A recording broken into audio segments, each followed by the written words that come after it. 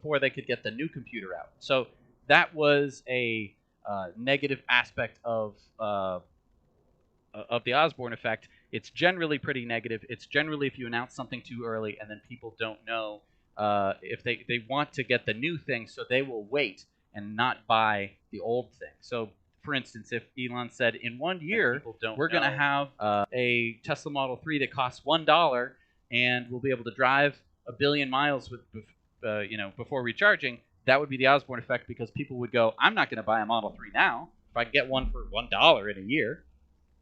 Right. And so by saying this, a lot of these things won't take effect until 2022. What he might be doing is making sure that we don't just wait to buy things because we're just like, oh, well, that great tech is coming really soon. That's very interesting to me that he tweeted that out. Are we getting any new numbers on the? Yeah, give that a refresh. Let's refresh. That seems to be having trouble. I don't know. I'm just going to make sure that this live stream is going good. Seems like it is. We're getting volume too low. Turn up the sound. Okay. Mic check. All right. Another tweet that just came in is, we intend to increase, not reduce, battery cell purchases from Panasonic, LG, CATL, possibly other partners too. However, even with our cell suppliers going at maximum speed, we still foresee significant shortages in 2022 and beyond unless we also take actions ourselves. So this is a really interesting tweet to me because I think that a lot of us were thinking that maybe they would cut ties, that Tesla would cut ties with Panasonic. I think this tweet is showing that there's no way they're going to do that. They need all of these partners to be making cells. And I'm going to be putting out some conjecture. I guess I could do it now, right? There's no harm. My conjecture is that whatever new battery cell technology Tesla releases today on I'm just going to take a couple they minutes are going to share this technology with some of their partners, like Panasonic, CATL, LG Chem, and basically say to them, hey guys, you can use and license this technology from us to make your batteries if you give us good terms, if you make sure that we're number one on your supply list, or if we get the numbers that we're looking for. What would this do? I think basically Tesla could say you are free after, say, 5 years to start giving this technology over to other manufacturers like VW, knowing that in 5 years, Tesla would have innovated something else. This is my conjecture.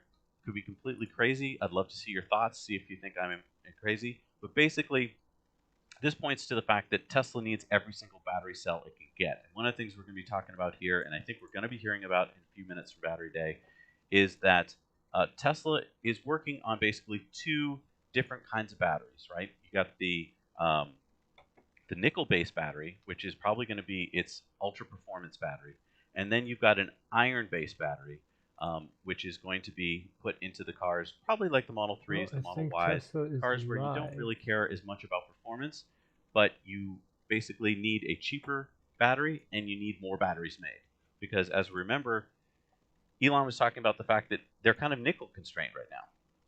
If you put all of your eggs into the nickel basket, then you have to make sure you're getting a huge supply of nickel. Whereas the lithium iron phosphate battery doesn't use any nickel. In fact, doesn't use any cobalt either.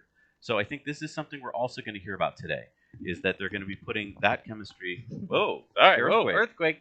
They're going to be putting that chemistry into a lot of their cars. So high-end cars are, the Roadster, the Semi, the Model X and S, and let's talk about the Plaid one in a second. I think those are going to get the nickel-based chemistry, and then I think the lithium iron phosphate is going to go into the Model 3, the Model Y, and then maybe your future car, like we're calling it the Model 2. And so it looks like Tesla has started their warm-up to their shareholder day, so we'll be putting that on the screen so you can make sure that you don't miss that. When that does go live, just so you know, we're going to put that full screen. We'll put ourselves down in the corner. We'll shut up so that you can hear what's going on, because that's the important part. And we'll only be doing minor commentary here and there when there's a moment that we can sneak in a thought or two. Don't forget, during shareholder portions, there's usually a lot of Jaime, how's it going? downtime. So yeah, the big beginning day. of this event is It going is to a be the big shareholder day. part. I know that most of us don't really care as much about that. There's going to be some pretty normal votes going on. Things like, well, there's going to be some that are actually from shareholders. One is, I think the big one that most people are interested in is the advertising. Could you tell us about that?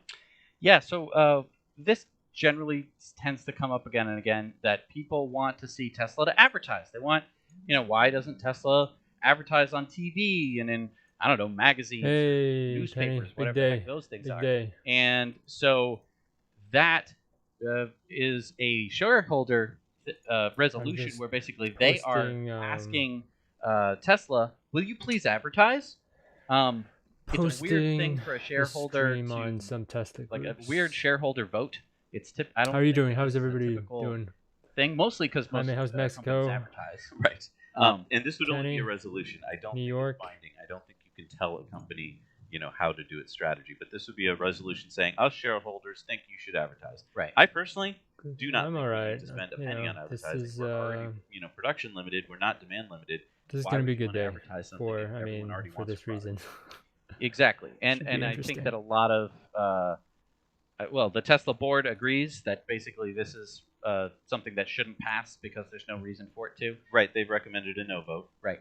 And yeah, it's like, why? They can't sell enough of they can't make enough of the products that they sell. It's not demand limited at all. So that's kind of the problem with that shareholder vote, in my opinion. But again, shareholders get votes. Right. So if you're a Tesla shareholder, there is some convoluted way that you can Did you have actually, class today? vote your shares, Right. and you could make your voice heard. Yeah, and also an important vote today is going to be, we're voting for the 3 board members, and one of those board members is Elon, and so he's come up for re-election. So hopefully he'll get re-elected today. Yep. I don't see any problem with that. Yeah, so a lot of this is perfunctory. A lot of this is expected. So the big event is after the shareholder event when we go to Battery Day. I'm guessing there'll be a little downtime between the shareholder event. Yeah, I think there's going to be a break Day. between Usually Battery Day gotta or arrange things the and stuff. shareholder meeting is first. This year, the event is being held at Cato Road. So for those of you who are kind of familiar with the Fremont factory, this is down the street a few blocks from the Fremont factory on Cato Road. So nearby, but a different building. And this is the building where they're building that green, we've seen that green structure being built on the top of it, the second floor. We're conjecturing that that is a kind of battery incubator. In the beginning, we kind of thought that that might be like just a new battery factory that would be building all the batteries, but it's just not big enough. So we think that it's a place where they're going to be focusing on how to build the machines that build the batteries, and how to build those lines out, so that they can then No class today, just bring assignments. that to the next Gigafactory. Tri-State Week And is that's not one of our bad, questions right? today for you guys is, if Elon announces some new, Roadrunner technology battery, a battery that they can make faster, make cheaper, where are they going to roll that out first? Is that going to be at Giga Nevada? I don't think so. I think that Giga Nevada is where Panasonic is set up shop, so I don't think they want to do it there. So then the question becomes, do they have room at Fremont? I don't think so. So where would they roll this out to? They don't, Shanghai is the only other factory that's up and running at the moment. So would they roll it out there? Or is this going to wait until Giga Berlin or Giga Texas? What do you guys think? Because it's very likely today that they're going to talk about some new battery technology. They're going to have to build that at scale somewhere. So where is that going to be built? And I'd love to see your thoughts. All right, let's go to another tweet that just came out from Elon recently. He said, the extreme difficulty of scaling production of new technology is not well understood. It's 1,000% to 10,000% harder than making a few prototypes. The machine that makes the machine is vastly harder than the machine itself. So again, this is kind of going back to our incubator talk here, is they not only have to figure out how to make these new battery cells, they have to figure out how to make the machines that are going to make the machines that make the battery cells and build them at scale. Oh, I've got my IT guy here. Okie doke. And so let's just talk about the Roadrunner. This was leaked in Electrek. We all kind of think it's probably true now that they're making batteries in secret project Roadrunner, and we think this involves the technology from Maxwell Technologies, right, which is a dry electrode technology. And what does that allow them to do? For those of us who are kind of new to this battery talk. So the cool thing about this is that normally when you're making a battery, a lot of the time and energy that goes into making that battery is in the electrolyte. So you need to make the electrolyte, and then you also need to you need to dry stuff. You need to mix it, and if it's all liquid, that's complicated, and also it's just less good than if you were doing it all dry, because then you don't need to dry anything because it's already dry. So you don't need that space to dry that stuff. You don't need that energy to dry that stuff. It's just already dry. You mix it together, bada bing, bada boom. You don't have to worry about all this other stuff, like actual liquid electrolyte. It's way more cost effective to be doing a dry battery electrode. From the perspective of cost, because you don't need as much space, you don't need as much time or energy, so you can make more batteries faster in a smaller amount of space. There are also some potential battery boosts, like you get higher density. It's batteries. Possible that they could get higher energy density. It's also very likely that they'll be able to build a cell that can stay cooler, because from what I've been learning about the dry electrode technology, it means that you can build a battery that the electrons can move around in easier, basically, and so they can get out and stay cooler. Let's go to the tabless patent here. Let's talk about that. Yeah.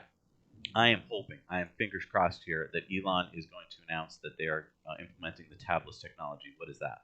Tabless, basically, normally when you make a battery, it's this roll of film. So you take this film with both your cathode and anode and the electrolyte in between. You have this big long roll, and then you roll it up like a roll of toilet paper, or toilet paper is only one type of material, so it's better to think of kind of like a Swiss roll or a jelly roll or some kind of I think it was a ding dong. I don't think for us Americans.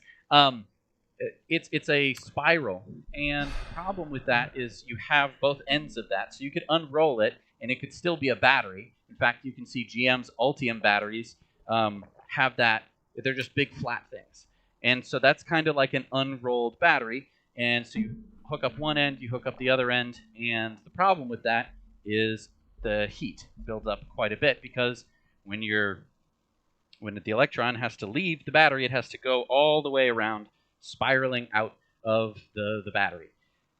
With the tabless, it can go up through the top or down through the bottom, and that means that it's going to be a lot faster. And when I say up, it's not like... I wish they gave us music for this live Obviously, the electrons are only going one direction, but the flow of electrons can just go through the battery, meaning that there's a lot less heat generated. Sure looks Especially if it's true that we're going to go to this 4180 battery, which is much bigger, more rolls to it. That would mean that the electron would have to go further to get out, heating up the battery more. But if we're tabless, that means the battery can just shoot straight up, get out, and stay cool. So this could be really cool, and I just want to talk about this in reference to the million-mile battery, because I think a lot of us have heard that term. We're not really clear on it. Let's just assume that right now the average Tesla battery can do about 1,500 cycles. And what do I mean by cycles? That is, you charge it up all the way, and you discharge it all the way. Now, you might be saying to yourself, whoa, 2,000, that's bad, because, well, I said 1,500. But well, okay, you could be saying, oh, 1,500, that's bad, because that's only, 5 years. And that would be if you charge the battery up every day and depleted it every day. That's not exactly how batteries work. It's basically the higher state of charge you charge them up to is really what damages them. So that's why Tesla, for instance, allows you to charge your car to a lower state of charge, so that way you don't damage the battery as much. You're not going to have that battery degradation creep up quite as fast. Right. So obviously there's an advantage of having a larger battery, because then you're not going to be hitting that top level every day. And so we're looking at roughly a certain number of miles for a battery pack before the battery degradation gets super bad. So, if we're thinking Tesla events are generally always late. Thinking, like the average Model 3 gets a range of somewhere, like the average would be about 260 miles. So we're looking at about maybe 390,000 miles before your battery pack becomes degraded to the point where you're not going to want to use it as a car anymore. Right, and so I just want to talk about that for a second. 390,000 miles is a lot of range for a car. You don't expect to get that out of an ICE car nowadays. So it's not like it's a bad thing, but that's kind of where we're at now. So if Elon can have figured out how to do a 1,000,000-mile battery, then he's basically saying, here's a car that can go 1,000,000 miles before you have to change the battery out. And why does that make a big difference for robotaxi? Well, robotaxi is going to be driving all the time, but pretty much. It doesn't need to sleep. It doesn't need to go to the bathroom. It doesn't need to eat. So all of these things where even if you were a taxi driver and you drove, 18 hours a day, something I don't even think you're allowed to do. If you were driving as much as you possibly could, but you still needed to sleep, eat, go to the bathroom, and something else in your life, it's still more efficient to have a robotaxi. And that robotaxi is going to be putting lots and lots of miles on this car, which means that you want to have a pack that can withstand that, because otherwise you're going to need to be changing out the pack. It's expensive. And if you could make the pack for the same amount of money, both this 1,000,000-mile battery and this non-1,000,000-mile battery, you can make them for the same amount of money. You'd rather have the 1,000,000-mile battery because then you don't have to go replace it later. Yeah, so a taxi nowadays is used about 20 to 25%. Wow, we got an advertisement bot. Your car is used about 5% of the time. So if we go to robotaxis, we're looking at probably a 4 to 5 times increase in the amount of usage of that car. And so that's why you'd want a battery that could go 4 to 5 times longer. So that's where kind of the 1,000,000-mile battery comes in there. But it's another use, which could be for a virtual, for vehicle to grid. And vehicle to grid, V2G, would be if we start using the battery power in our cars to power our houses and our grid. And right now, the reason why you wouldn't want to do that with your existing Tesla is because you've got that limited cycle life, right? You've got, say, 1,500 cycles, and you might be like, yeah, I don't want to plug it in every night to my house and have it drawing down my battery, because that's one more cycle on my battery, and then, charged up from the grid again. Whereas if you have, say, 4,000 cycles, then you got to the point where you're like, oh, okay, well, that's going to last for years and years and years. I don't care if I use it as vehicle-to-grid storage. So I am fingers crossed again here that Elon is going to talk about V2G on Battery Day. Maybe it's pie in the sky. Maybe he's not going to do it. But he did say that this is going to be mind-blowing. He did say that this is the biggest news in Tesla's history. What have you been up to the past and I just want to put this in perspective with Autonomy Day. What have Autonomy I been Day up to? Not too much. Changed, honestly, to me, the biggest news in their history. So just to me, this around. has to come in at or above Autonomy Day, and that's why I think vehicle to grid might be mentioned. You guys think I think that there's two ways that they can accomplish this, right? It's either going to be like, here is some really amazing stuff that's going to happen in the near future, like they did with Autonomy Day, or they're going to have to be like, here is some stuff that is happening now that might not be quite as amazing, and they might say, oh, and there's more amazing stuff happening. I think that V2G is an easy one. Easy, I know. But I mean, if they could say all of the new Tesla Model 3s and Ys and S's and X's rolling off the line, or even just some number of them, have V2G capability, and now you can run your house off your car for some. What do you want to do that for? You really only need that if you want to. Now you wouldn't watch it. I mean, you could have a house that you would vote. Are you trying to vote? In the middle of nowhere, kind of like what Lucid had been talking about during their presentation. Some off-grid house that you, whenever you're there, you plug in your car and it's powering the house, and maybe it has some solar that can charge your car back up. Your car is now the battery of the house. So that's one basic thing. The other point here is that you could also be selling to the grid. So your car could be a really big battery that the grid could be saying, I have too much energy. Who can I sell this energy to for a very low price? And your car goes, oh, me, I'll accept your energy and I'll buy it from the grid at a low price. Then later on, when the grid goes, we have too much demand. We need some electricity. Who can give us electricity? The car can go, hey, you remember that energy you gave me? I'll give it back to you, but now you're going to give me more money than I spent, the time before. So that's kind of what we're talking about with V2G. Very similar to VPP. Let's go into that for a second. So VPP if Elon says VPP today on stage, I am going to faint, because this is what I want more than anything. Virtual power plant. So right now, you can imagine a power plant, some big thing, smokestacks, or even maybe you're thinking of a wind farm, or maybe a big bunch of solar panels out in the middle of a field. You might say, okay, maybe that's like a power plant. Well, let's imagine lots and lots of people's houses that all have batteries. What why they're not doing any? And also have solar on the roof. That could be, if you combine them all together, virtually, you would have a virtual power plant. And Tesla is in the perfect opportunity to do this, because they could say, we are now a power plant. If you own a Tesla, you can become a part of our power plant. All you have to do is plug in your car. Everyone who has Tesla Solar, you have access to this as well. Everyone who has a Powerwall, you have access to this as well. We are all now a big, conglomerated, put together virtual power plant. Yeah, conjecture alert here. Yeah. If he mentions VPP, I think, first of all, the stock's going to go nuts, because I think that enough smart money understands what that means. But also, I think it's realistic to think this, because they've got AutoBidder. And can you just kind of fill us in on AutoBidder? So what AutoBidder is, it's this thing that not a lot of people are talking about. Of course, the Tesla bulls and stuff know about it, and we're talking about it. What it is this system that can do this sort of trading. You can kind of think of it as like an automated stock trader, right? You give it some parameters, and it's going to go ahead and do this. It's trained by AI, and what it does is it looks for trends in power consumption during the day, because it's actually pretty predictable. During a day, everyone's asleep in the middle of the night, right? Then the sun starts coming out. People start waking up, turning on their coffee makers, air conditioners, heat, etc., computers, all of that stuff starts turning on. The demand for electricity starts going up, which means that traditional grid providers, like your power plants, have to start turning on. In the meantime, there might be little power spikes where a bunch of people all get to work, or the IT guy gets to work, turns on the mainframe, goes turns on. It needs a ton of power. What can a battery do? Instant power. It can give you power in an instant, and that is really one of Tesla's strong suits. And now we've been seeing AutoBidder performing, but only in the power packs. So those larger, so the South Australia power pack, there's a picture of it right there,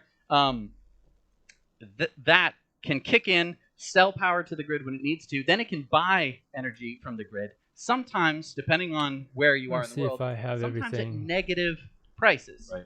So there are some times where the grid will pay to have energy taken away from it, which sounds ridiculous, but it happens especially in, say, Australia, where they have a very unbalanced grid. So that is where AutoBidder can buy less than free energy. And that's why I want to go to what we're seeing on the screen here, Yeah. where we're seeing solar roofs and power solar packs. panels. Look at all these power packs. If you have solar on your roof and, say, a power wall, then you can be a part of a VPP, a virtual power plant. And so it is entirely possible that Elon could mention today that they are actually becoming a power utility.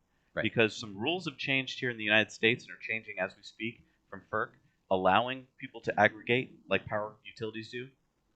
And we know that Tesla has basically got the correct certification in the UK to be a power utility. Okay. So what if he announces today on stage, oh, and 129. by the way, Tesla Energy is now... They're usually late.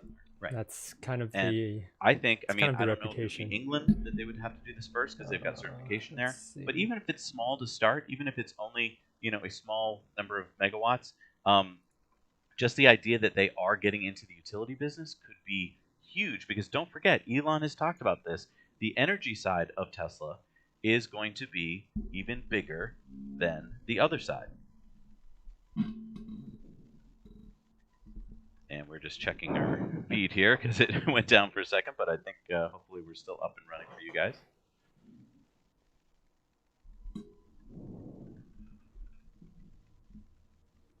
Bot, please. All right, what time is it's it's supposed to start? We went down and came back technically up. Now, 1:30, but Tesla has. Okay. Oh boy. Unfortunately, Tesla has an and let's talk about High Bar for a second here. So they have a reputation for being late to their events, which is not good. That Tesla bought, and basically their job is they make vacuum systems. I mean, it is a live event. They specialize in vacuum filling things. And we've been talking about all this dry electrode technology that hopefully Maxwell has given to Tesla. But there's still a wet electrolyte that has to go into the battery. I forget that all the time. So High Bar, I think, was the purchase made because they need to quickly fill batteries. It's kind of like, filling little canisters with liquid all the time. Oops, and so even though they're able to do the other process fast, they have to figure out how to do the entire process fast. So I'm going to be really interested to see if Elon mentions anything about the high bar purchase and what's that doing. I also am interested to see if Tesla's going to talk about getting rid of modules. Can you explain why that would be? So we saw this large battery pack, what did we say, the 41A. Oh, that Roadster though? Oh my gosh, look at that. Golly. Wow. This set. We have to be fashion related. Uh-oh. Hey Erica, how's it going? Third row alert. I'm gonna have to ask you to go back to your car. Okay, my car's this way. What's up, man? Woo! Battery day, baby. Battery day. Oh, Ross Gerber. Yes. Hey, what's up, brother? How's it Woo! going? What's up? Hey, man. What's up, bro? Okay. Are you live streaming? Yeah, I am live right now, actually. Tesla. Woo! Damn. In this general area right here. I don't want to steal his live stream, but just so you can see what it looks like temporarily. This is what's going on there. Oh, and right when I decide to share it with you guys, they lag.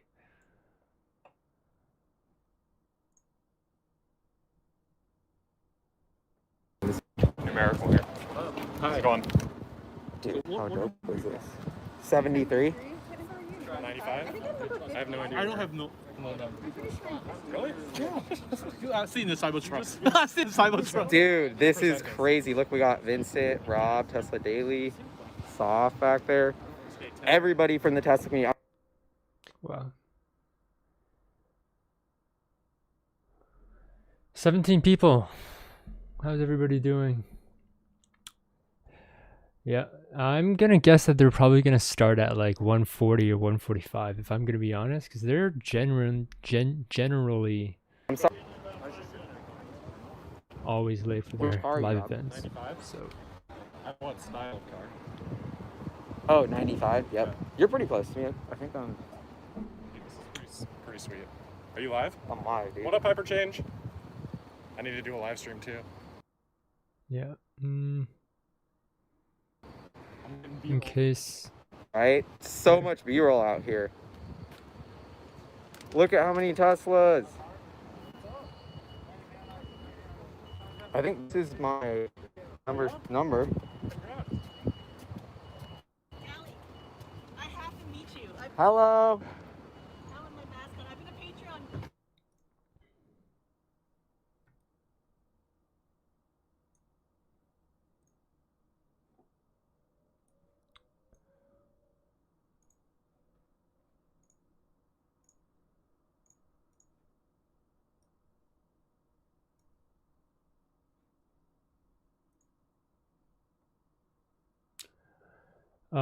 California. I think Fremont. I don't know if you know what Fremont is, but I think Fremont's a place, pretty sure. So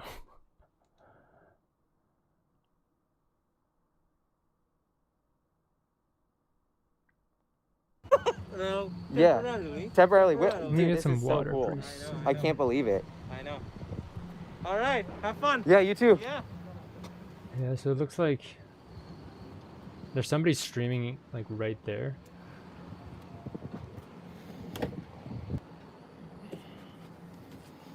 I'm getting in. I'm in my car. Oh my gosh, it's so hot. Look at my face. Look. All right.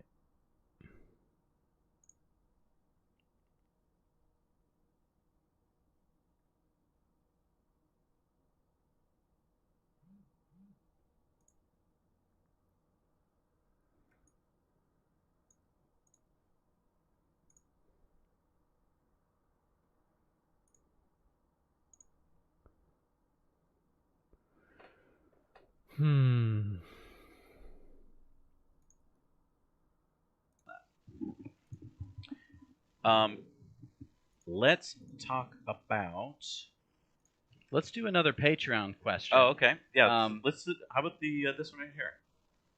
Sure, the million-mile battery. Yeah. How many of you think that they're going to announce a million-mile battery today? I'll go post that right now. Okay, so you'll be heading over to So the people that are tuning in, now you know. feel free to- open this up to everybody. You don't have to be a Patreon, although if you like to Feel free to support us write for in as what you little as $1 think, a month. what you get to see expect all from of our Battery Patreon Day. bonus stories. Oh, But it's head on starting. over It's there starting. now, Oh shit! answer our I'm question gonna take a on quick the piss. of whether you think Elon is going to announce a million-mile battery, and we'll be announcing the results of that as soon as we start to get enough numbers coming in. Yeah, so the million-mile battery, we talked about it in terms of your car. Your car, you don't really want to allow it to do vehicle to grid until you've got that million-mile battery. That's another good point. But once you've got that, if he does announce that today, the million-mile battery, then I think vehicle to grid is either not far behind or will be announced today. And once they've got that, that's when I think VPP goes ballistic, and here's why. Everyone talks about the fact that we don't have enough battery storage for solar and wind in the world. Well, a Tesla has 75 to 100 kilowatt hours of battery storage. It is the equivalent to 6, 7, 8 Powerwalls. Right. And so it's a mobile power pack, basically. It's like basically half a power pack driving around that you already are using for other things. If it can be used as mobile storage, this completely changes the game. I can't stress this enough. Because you're not using your car 95% of the time. And if it were plugged in and if it were able to stabilize the grid, not only would you make money, well, the process of it doing Look of at all balancing these the grid bots, would make money. eh? Who gets the money? Could be Tesla, could be you, could be a balance of the two. It could be a little bit your utility, a little bit you, and a little bit Tesla. It could be any one of those things. And we're just shareholder meetings doing stuff, folks. I don't know. As soon as they get it going, we'll shut right up, and you don't have to listen to us anymore. We'll just be kind of conjecturing, doing some talking about what's going on, but don't worry too much. So, yeah, what Jesse means is we will let them do all the important talking stuff. We'll only talk when they're quiet, so you don't have to leave the stream if you don't want to. Yeah. But yeah, so Not I don't think enough bot, people not have yeah, Jesus, really look at all wrapped these their head bots. around Jesus the million-mile battery and its implications. And we're close, because right now, if you take, say, the Tesla Model S, and you say that it has a brand new one, you say that it has 400 miles of range, and it has about 2,000 cycles.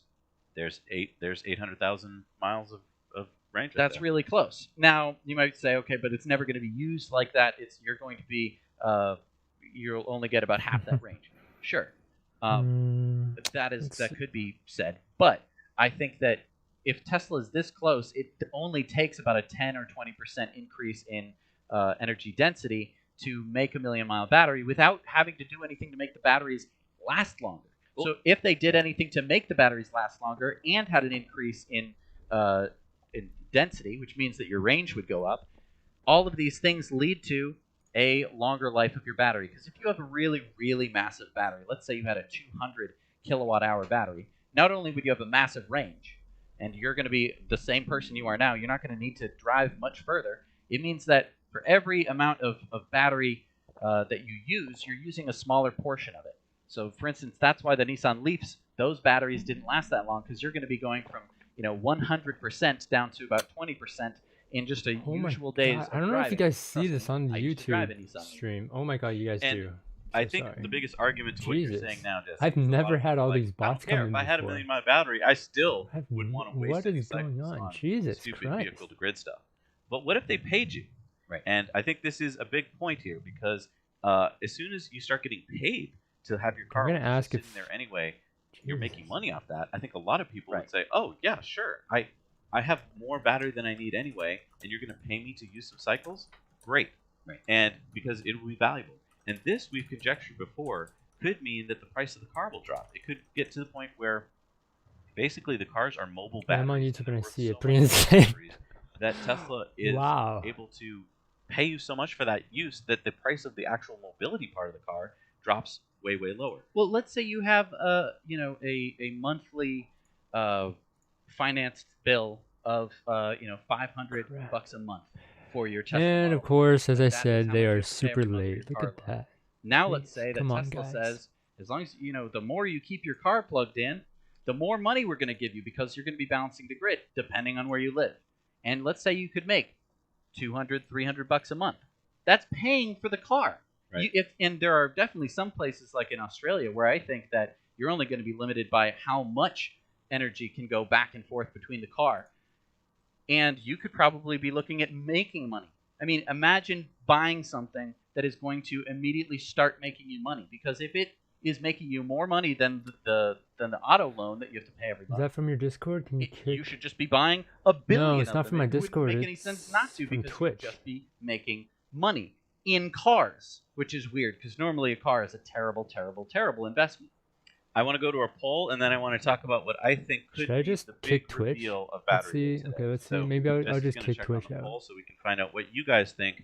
Is there going to be a 1,000,000-mile battery released as the big news today? And I think I'm gonna just kick see what Twitch he's out. finding out.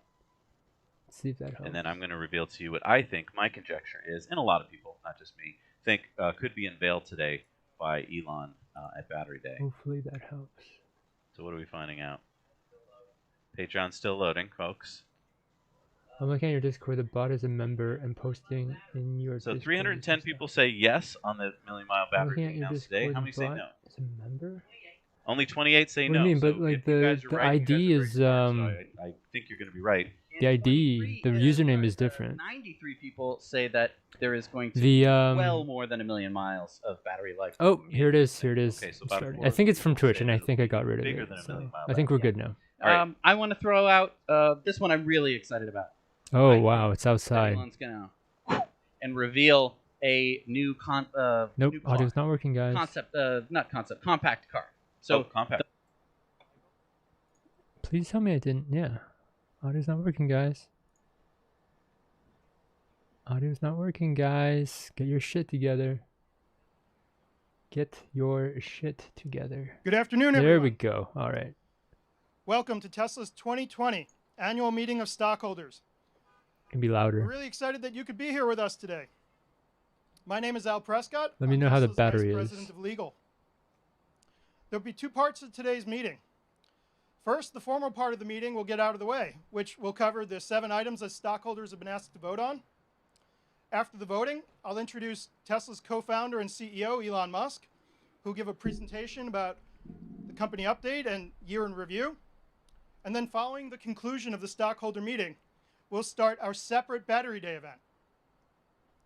At this time, I'd like to thank the members of the Tesla team and our board, especially those who were able to make it out here in person today, as well as to our representative from PricewaterhouseCoopers, Tesla's independent auditor, who's also here. But before we begin, I'd like to introduce you to Robin Denholm, the chairwoman of Tesla, who would like to say a few words remotely.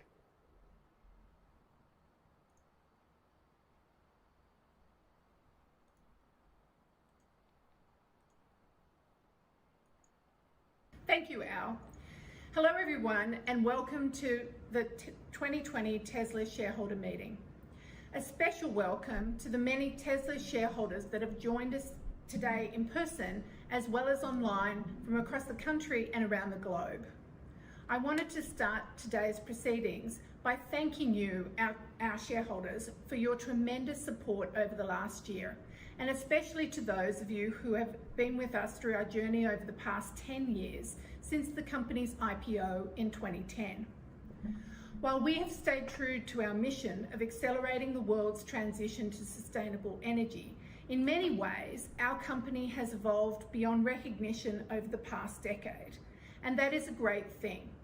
In fact, the pace of developments and the evolution of Tesla has further accelerated over the past 15 months since I last addressed you in June of 2010. How's the volume, guys? You'll hear more about many of the specific achievements from Elon later in the agenda, but I would like to take this opportunity to thank all Christina, of our type in the Tesla chat. employees across the globe who have done a tremendous job of executing and staying focused on delivering for our customers and shareholders as the world has gone through one of the most challenging periods in our lifetimes. As a board, we have always taken a long-term view. We have made decisions and supported decisions made by the management team that may not have seemed obvious at the time, but are delivering and will continue to deliver breakthrough results. But it's also important to remember why we do this. As a company, we are focused on addressing one of the biggest environmental challenges of our generation. how to accelerate the world's transition to sustainable energy. The last year in particular has seen a tremendous increase in momentum in the movement to sustainable energy from both shareholders and the general public. So in addition to developing amazing clean transportation and energy products, we are doing our part by contributing the right facts and information to this important issue. And we released an extended version of our impact report in April of 2020.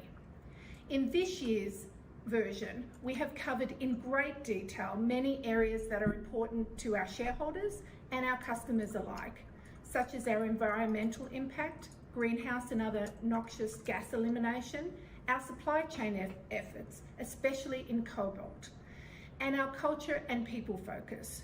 We hope that by continuing to put this data out there, we will underscore to the world the importance and impact that we are having as a company.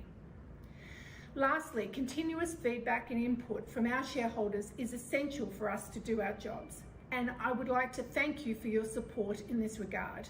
Many of you have provided me and the team with ideas and insights that we as a board take into consideration as we evolve our governance and company practices.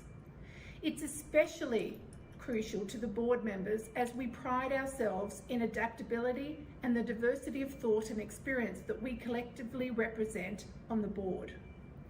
This brings me to my final two things today.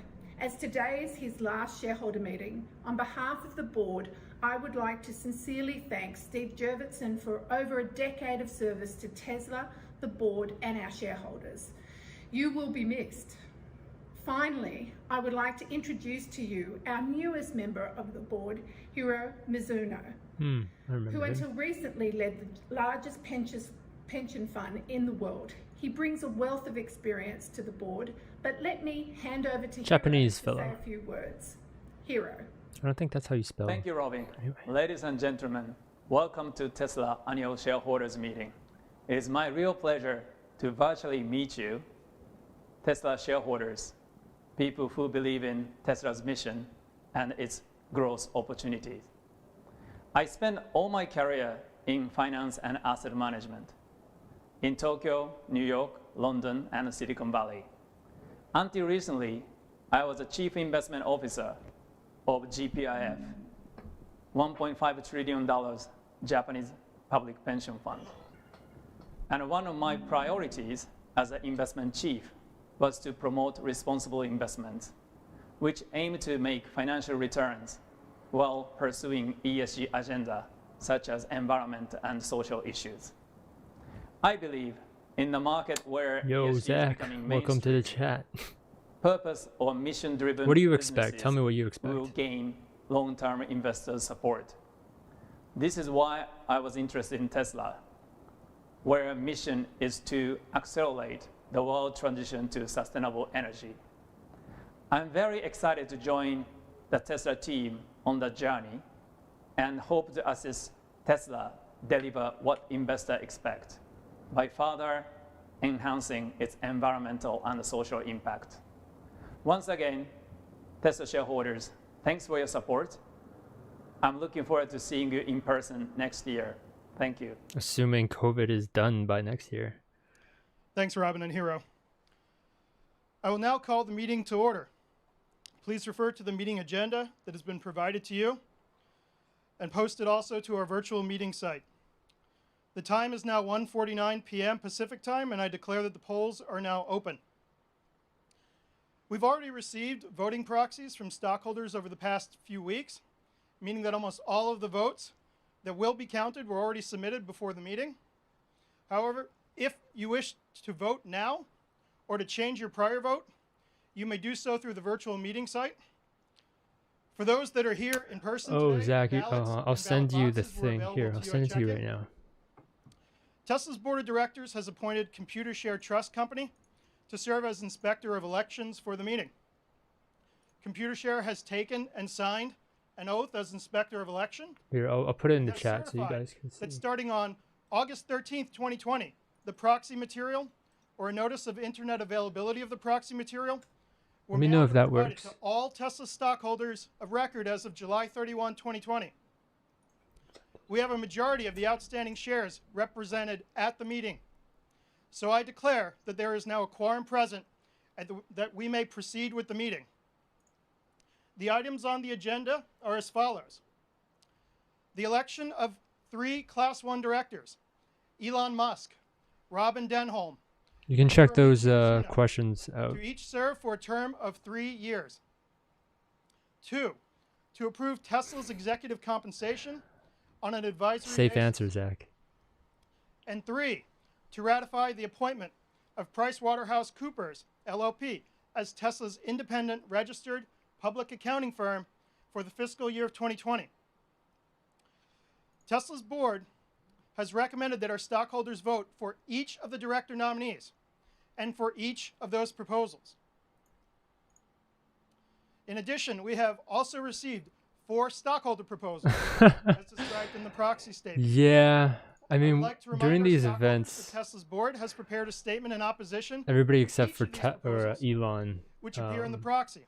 It's kind of underwhelming before he The talks. first stockholder proposal is an advisory vote regarding paid advertising. Our board has recommended that our stockholders vote against this stockholder proposal. This stockholder proposal comes to us from James Danforth. However, Mr. Danforth has notified us that neither he nor his representative will be presenting the proposal at the meeting today. So we will continue. The second stockholder proposal is an advisory vote regarding simple majority voting in our governing documents. Our board has recommended that our stockholders vote against this stockholder proposal. The Did he talk proposal about comes advertising? from yet? James McRitchie, who is on the line to present the proposal today. Mr. McRitchie, I would like to invite you now to present. You'll have 3 minutes. Oh shit! I think I know. Here, we'll let him talk. This guy looks nervous. I'd like to thank the board for holding such an innovative hybrid meeting during these difficult times. Proposal number 5 basically asks for a majority voting standard to amend bylaws. I first introduced a proposal on this subject at the 2014 Tesla meeting. Supermajority provisions are generally used to entrench incumbent directors and managers. Academic research finds that reducing such devices is associated with higher returns. The board's opposition statement argues they tried to adopt a majority standard last year, but shareholders rejected it. However, 99.6% of shares voted for the proposal. Only 0.4% voted against it. The problem was that a little more than 35% of shares went unvoted. The vast majority of retail shareholders often don't bother to vote. This is true. Since only 65% of shares were voted, we didn't achieve the 66.67%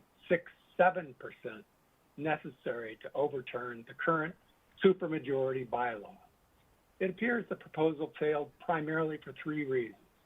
1, the board put forth less than robust arguments in favor. 2, they added confusion with another proposal to reclassify the board not into a single class, that's the norm, but into 2 classes, elected in alternating years. 3rd, the board also failed to make a substantial effort to solicit votes in favor. Also, please consider this proposal in context with other poor corporate governance provisions at Tesla. First, shareholders can only remove directors for cause. What that basically means is the director has to be caught in criminal activity for shareholders to remove them. Second, because the board is divided into 3 classes, I don't understand. I missed the beginning of what he was saying. shareholders can only hold individual directors accountable every 3 years. And third, shareholders cannot call special meetings, nor can act by written consent. I hope you will agree. Corporations should not be democratic free zones. Vote for proposal number 5 so that 33% of shares cannot overrule the wishes of 67%. Thank you. This is more about Thank you, Mr. McRitchie. share voting. We'll now move on to our 3rd stockholder proposal, which is an advisory vote regarding reporting on employee arbitrations. Our board has recommended that our stockholders vote against this stockholder proposal. This proposal I'll comes answer your from question Nia in a bit Impact after. Capital, whose representative, Kelly Hall, is on the line to present the proposal today. Actually, I Ms. have Hall, these. I'd like to invite you to go ahead and present. You'll have 3 minutes.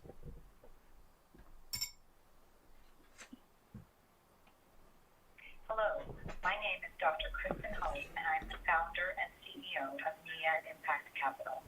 I formally move Proposal 6. This resolution requests that Tesla's Board of Directors oversee the preparation of a report on the impact of the use of mandatory arbitration on Tesla's employees and on its workplace culture. The report will evaluate the association of Tesla's current use of arbitration with the prevalence of both harassment and discrimination in its workplace, and on employees' ability to seek redress should harassment or discrimination occur. This proposal speaks to the widespread experience of discrimination in the workplace by Black, Latinx, and female employees, despite this discrimination being unlawful under the Civil Rights Act of 1964.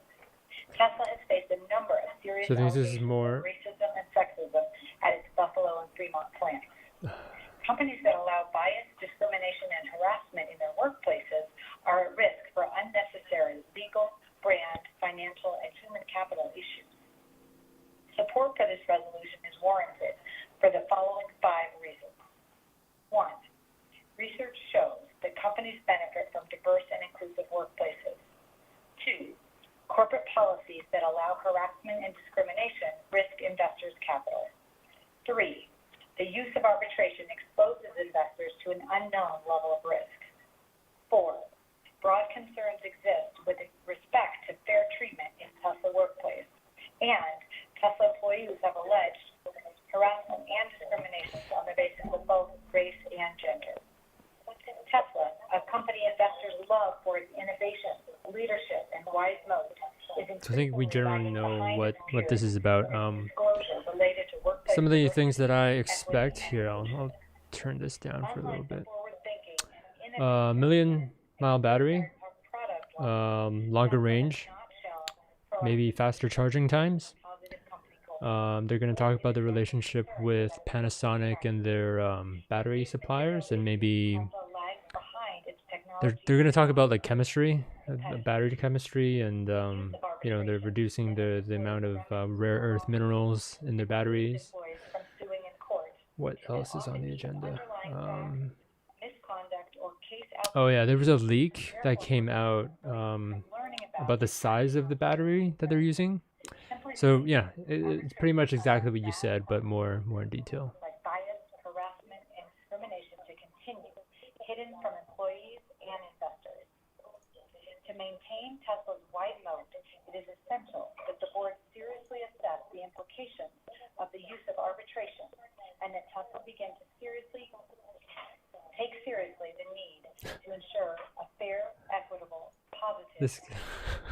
I'm watching another live stream. There we go. Thank you, Ms. Hall. Our 4th and final proposal is an advisory vote regarding paid advertising. Human rights. Oh, what? Our board has recommended that stockholders vote against this proposal. This proposal comes to us from the Sisters of Good Shepherd, New York Province, whose representative, Are you using to Terrence overlay on Collingsworth, top of the is on the line OBS and to present today. Yeah, I'm using Streamlabs. Mr. Collingsworth, I would like to invite you to speak now. You have 3 minutes for your proposal. Thank you. I'm Terry Collingsworth, Executive Director of the International Rights Advocates. I'm here representing the Sisters of Good Shepherd, New York Province, to present Item 7 on human rights disclosure, which calls upon Tesla to issue a report to describe board oversight of human rights and its human rights due diligence process, including systems to provide meaningful remedies when human rights impacts occur. Tesla faces serious human rights issues, and failure to establish a culture of respect for human rights will expose Tesla to new liability issues and significant reputational injury, all of which will have a material Zach, impact did you on the get this? company I don't know if you and can its see. shareholders. The need to set a new course for human rights compliance at Tesla is glaring. Here are 5 examples of human rights violations occurring now in Tesla's operations. Racism, sexual harassment, and disregard for human safety and dignity harm workers at the Gigafactory 2 in Buffalo, New York every single day, and those workers urge you to remember their experiences in your vote. I don't know if you just saw that. Tesla is experiencing serious labor relations issues at its production facilities. Thanks, dude. Actively discouraging union organizing. Workers are being exposed to COVID-19 and then are facing retaliation when they ask for greater protections. There are numerous worker health and safety violations as well as wage and hour issues. And finally, there are serious, even deadly human rights violations occurring in Tesla's global supply chains. On this last issue, my organization brought the pending suit against Tesla for using cobalt mined in the Democratic Republic of Congo by young children. I personally met young boys who lost limbs or were paralyzed. Yeah, this was sent like in July, so. Tesla sources cobalt from these very mines, and it's claimed to have, quote, zero tolerance for child labor in its supplier code of conduct is simply not true. Tesla is not only tolerating child labor in its cobalt supply chain, it is tolerating the death and maiming of young child minors. This demonstrates why the company must circle back and begin a process to report on its treatment of human rights issues as requested in this proposal. I think consumers will have zero tolerance for a company that is exposed as being indifferent to killing and maiming child minors. We are hopeful that Tesla's innovative spirit can be brought to bear on making human rights a priority at the company. For example, if Elon Musk cared about implementing a zero-tolerance child labor policy, instead of having a useless paper policy, Tesla could employ satellites or drones at every mine it sources from to actually monitor child labor. I encourage all Tesla shareholders to vote for Item 7, Human Rights Disclosure. Thank you for your attention. Oh, okay. Proposal 7, I see it. Thank you, Mr. Collinsworth. At this time, I'd like to thank our stockholders for all of their active participation in today's meeting and for those who just presented on the line. I'd also like to read some of the comments that have been submitted by you over the course of the meeting. The first comment comes from Michael Overbaugh. I take great pride in the fact that we haven't had to stoop to the level of what advertising represents to get where we are today. Advertising. I'd hate to give in to that kind of temptation now when we're so close to becoming a household name that's based solely on our merit alone. But if assets do end up having to be set aside for marketing, I'd like to suggest that rather than shoving ads down the customers' throats, we establish some sort of hardcore nationwide campaign and event with the goal of getting as many people as possible behind the wheel of a Tesla for an introduction drive. It's well known how far just doing that alone goes to converting people into fans. A line I recently ran across says, you can talk all about the specs as much as you want, but when it comes to buying a car, what ultimately puts butts in seats is the feeling that the vehicle gives you. By demonstrating that Tesla clearly has both the specs and the feeling, what more needs saying? Our second comment comes from the United Steelworkers on behalf of the Clean Air Now Coalition of Western New York by Sabrina Liu. Proposal, and it reads as follows. Proposals 6 and 7 up for vote this year. Are the boring stuff is going to be in the beginning. Tesla workers at U.S. factories and across the supply chain. It is clear that Tesla is not interested in addressing the battery days can probably going to be at like their workers, as their board is advising shareholders 2:45 or something. The proposal. It'll get more interesting when Elon comes up on stage. Elon just tweeted, so he's on his phone like there. Our workers at the United Steelworkers he's on the phone here in Western New York on Twitter right now. And for Tesla employees across the country and across the They can give me a free Tesla and I will review it for them. And the price. While this doesn't repair the harm What do you mean, caused and the to countless price? employees, nor repair. Are you talking about the price of the cars? Because yeah, harm there's to speculation that the children and battery communities forced into improvements will also drop slave the labor price in of the Teslas too. DRC. They represent steps towards a more just workplace at Tesla. This concludes all of the comments. Thank you all for your participation in the comments. We'll now have a final opportunity for any of you to submit proxies in order for them to be counted. So I'll pause and wait for a moment for you to do that. Who makes up these allegations? Here.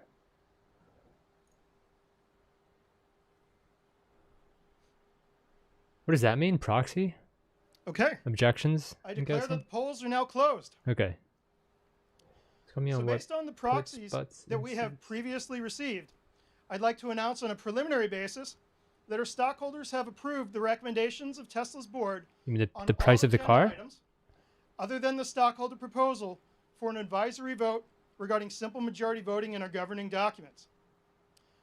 After the final tabulation is completed, we'll formally announce the results of the voting by filing a Form 8K with the SEC within 4 business days of today. This now concludes the official business There of we Tesla's go. 2020 annual stockholders meeting, which is now adjourned. Next, we will have a company update and a year in review presented by Elon, and then we will start our Battery Day event. During the course of those following sessions, for we pricing, may discuss our business outlook and make forward-looking Tesla has statements. like I would say the cheapest EVs statements are for predictions based on our current the amount expectations. of range that you're gonna get. Actual events or results could materially differ due to a number of risks Putting and range into uncertainties, consideration. including those Porsche disclosed in Taycan our is like most recent 10Q filed with the SEC. it starts at like Forward-looking statements I don't represent our know views as of today. 130, They shouldn't be relied 130k on after today, US. and we disclaim It any has a lower obligation range to update them than after Tesla, today as well. so We will now continue with the company update and year in review. And it's my pleasure to introduce Tesla co-founder and CEO, there we go. Mr. Elon Musk. Oh, you hear that? People are like honking their cars. And that's funny. See that? Look at all those Teslas. They're all in the cars. They aren't competing against just EVs. Though. That's true. But they are beating the Germans. Audi, it's good to see everyone. Mercedes. It's a little hard to read the room. What's with the other one? everyone being in BMWs. cars, but it's, in the same it's class. the only way we could do it. So hopefully it's cool, and hopefully you can hear me. Can you guys hear me? Okay. That's funny. All right, great. I wish I was Well, there. thanks for coming. I think it's been an incredible year, and I'd like to thank you for your support through tough times, good times. It's been great. Really appreciate everyone who's put their hard-earned money into Tesla, and I think it's worked out pretty well. This has been a good year, and I think there's many good years to come. So I'll go through the sort of the shareholder presentation, I think, fairly quickly, because the sort of real main event here is Battery Day. Yes. So, and really, I'm just going through a recap of what's happened over the past year or so. Months. I think starting from in terms of our ability to create a factory. Zoom out. Huge kudos to the Tesla Shanghai team for being able to go from literally a dirt pile to volume production in 15 months. It's like, damn. They're Chinese. Um, Oh my God! All these So- honking.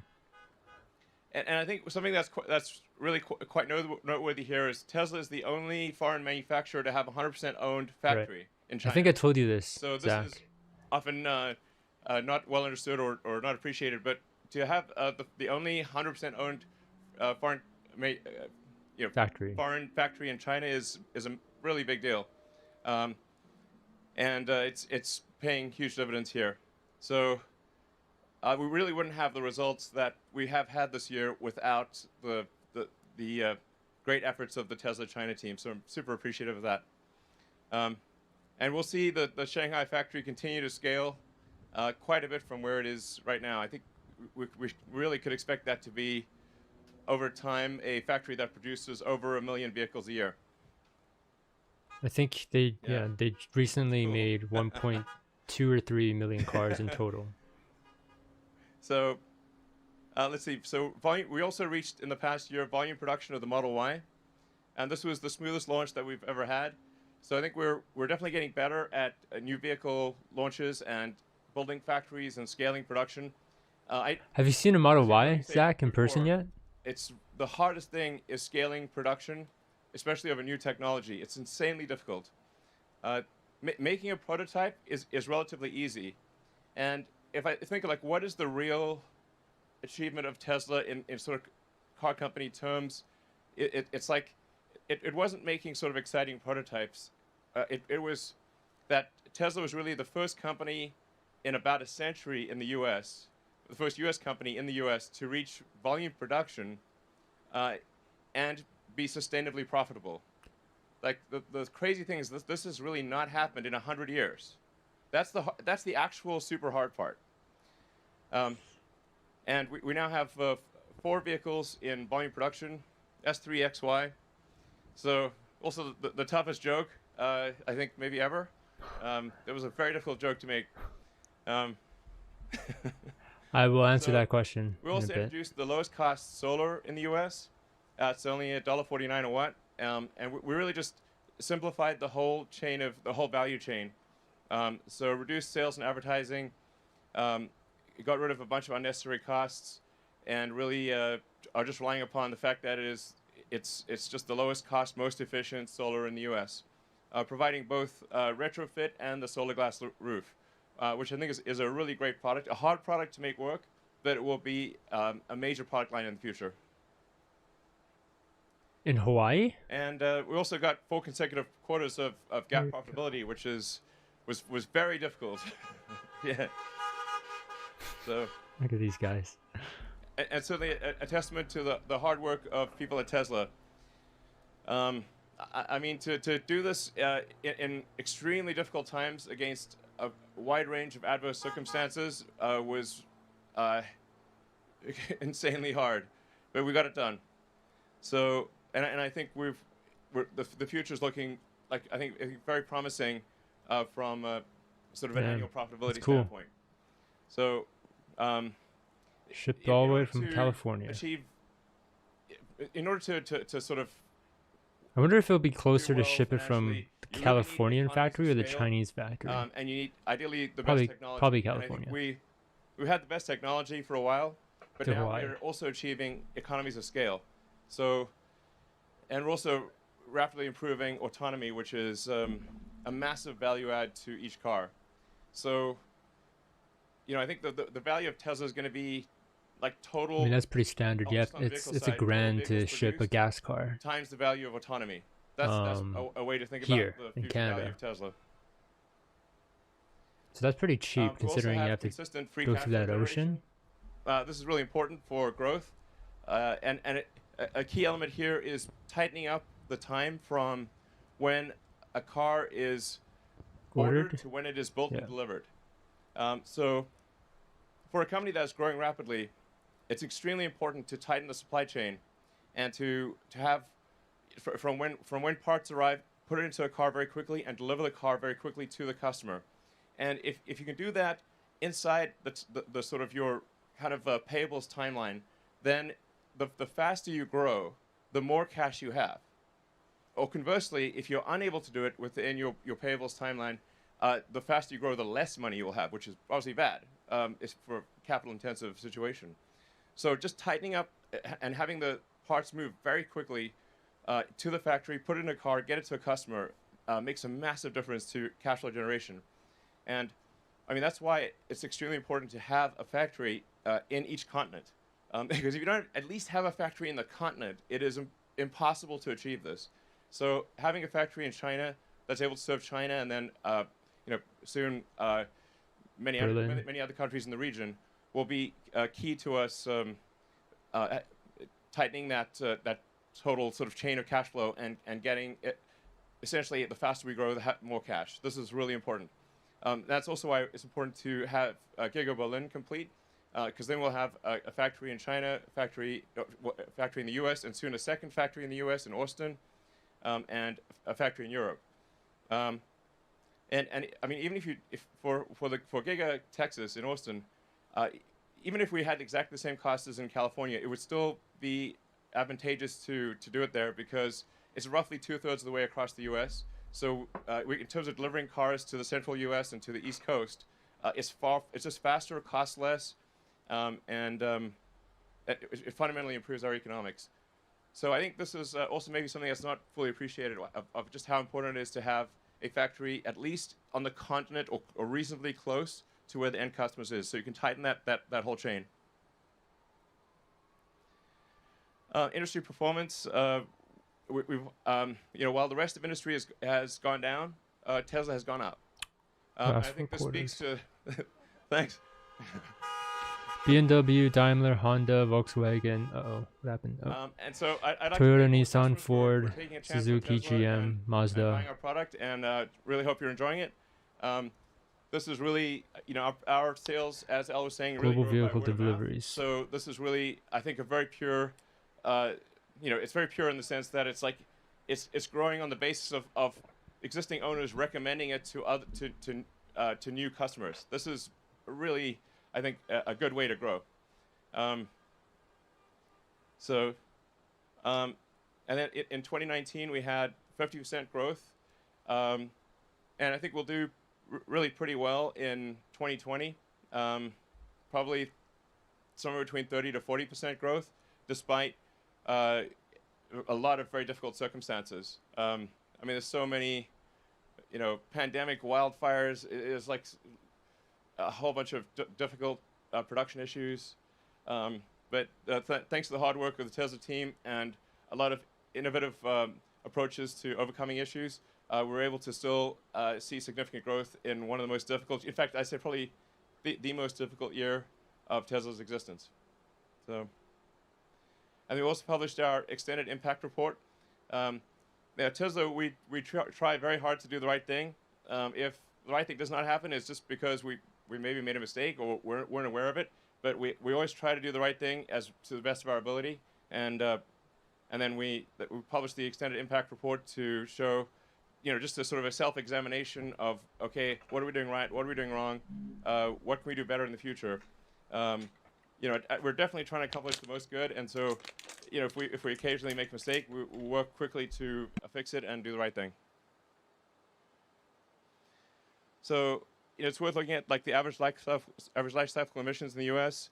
And just how much better a Tesla is than, or an electric car, than any other, than any kind of gasoline car. And what we'll talk about in the battery day is also just how much the grids around the world and actually, especially in the U.S., are greening. It's actually much faster than I think people realize. The U.S. is moving towards sustainable energy. Model 3 ride-sharing more use solar sustainable energy, then effectively you end up building the solar factories and the car factories themselves with solar.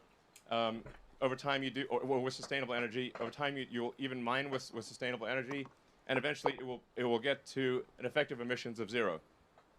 So that's where things will end up. Yeah. So we also have safety at the core of our design. The Tesla cars are the safest cars ever designed. We have the lowest probability of injury of any cars ever tested by the U.S. government, and that's just U.S. new car system program, European car, Australian it's even insurance. Better. It's really, if safety is important to you, which obviously it is, the safest car you could drive is a Tesla. So, I think some people aren't aware of this, but it's really, safety is paramount. It is actually the #1 design objective when we build a Tesla is safety.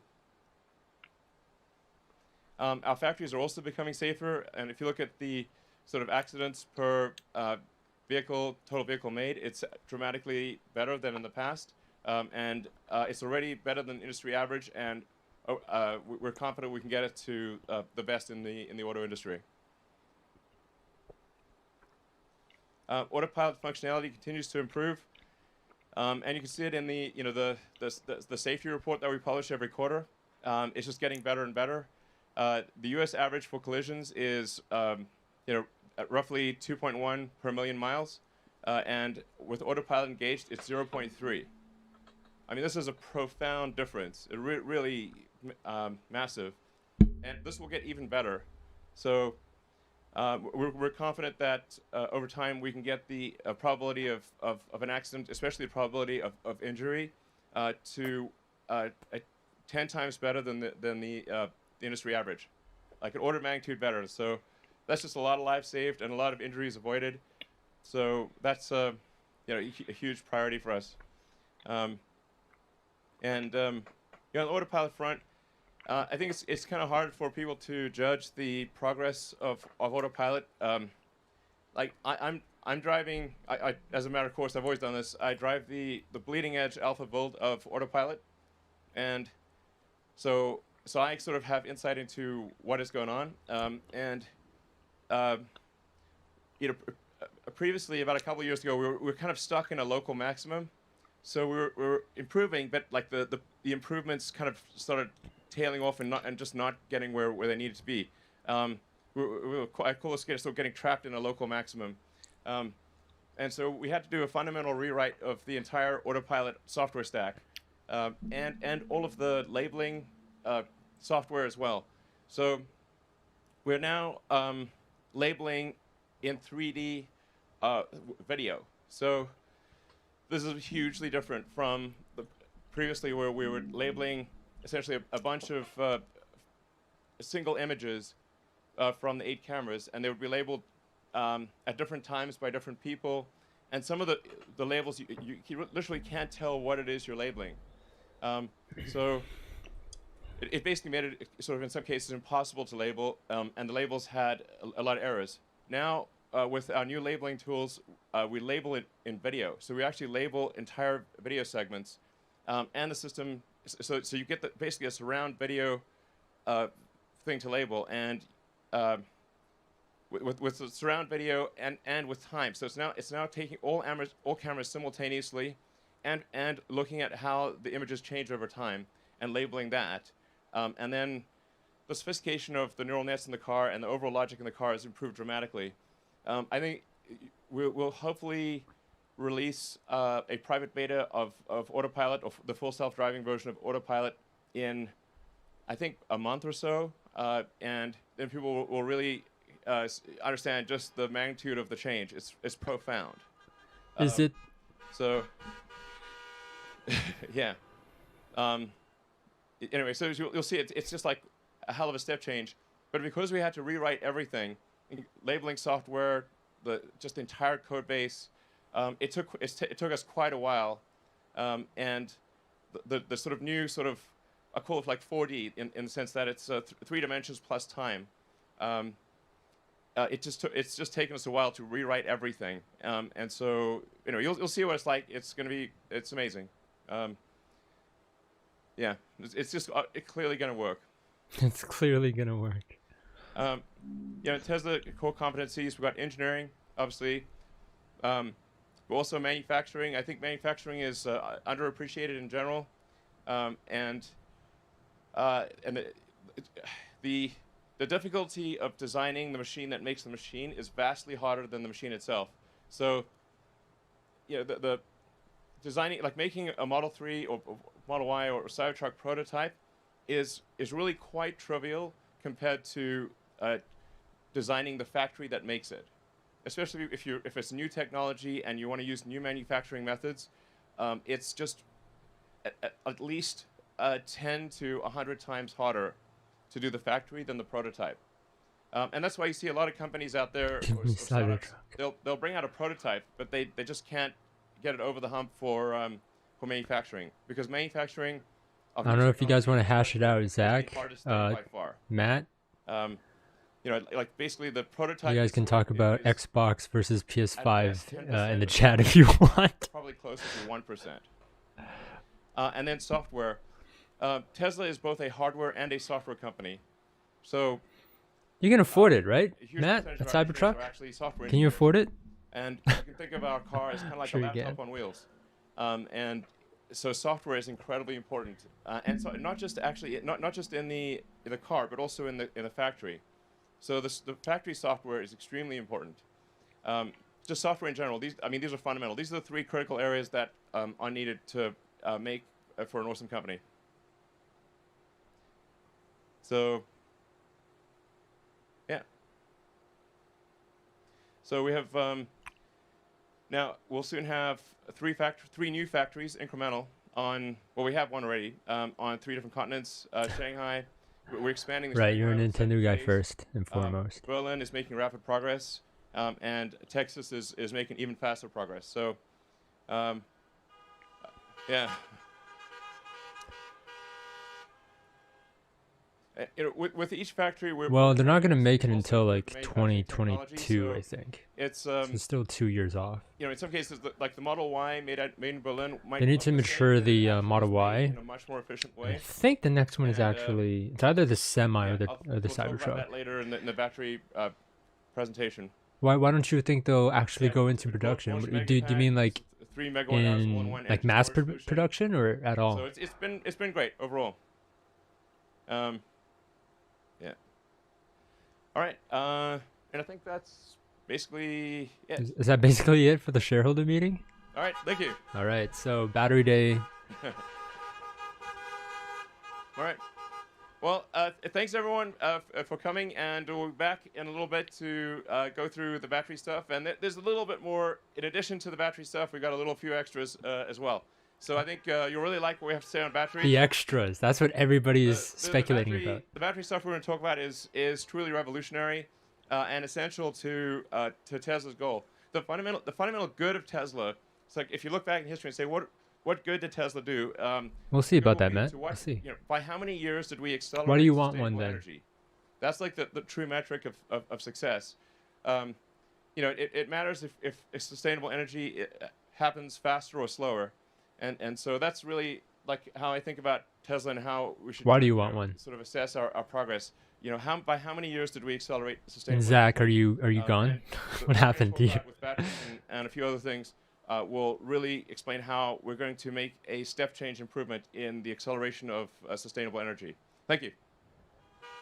Did you feel that way right when you saw the Cybertruck for the first time? Because when I saw it for the first time, you can see my reaction. I was like, that's... Hi, folks. That was great. We're going to take a short break before we begin the Battery Day event. I'm going to So stay tuned. it out If you're like a local and warthog here in from the the audience original today, Halo. you can feel free to get out of the cars and stretch your legs. I did not play the Try original to stay Halo. near the cars because we're going to begin promptly in a little bit. See you soon. Yeah, this guy's a suit. No, I'm here. So I guess it's Nintendo, Xbox, and then PS5. Is that what you're saying, Matt? I didn't play the original Halo, so I don't know what you're talking about. Yeah, well, we got some time to look it up. Here, why don't we do this?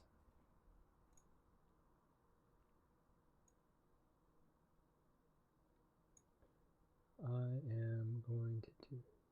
Oop.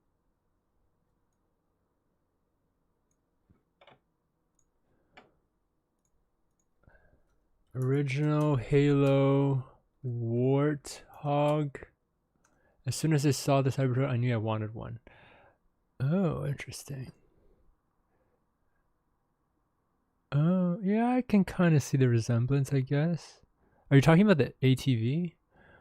I also want a DeLorean, but they're notoriously poor quality. I don't think they make those anymore. Pretty sure. That was like a, what, a 1980s car, right? Is this what you're talking about? Is this... Let's see what the... Yeah, people are just... Is this what you're talking about, Matt? I can kind of see the resemblance. Oh, and by the way, we can... Yep, okay. Fair enough.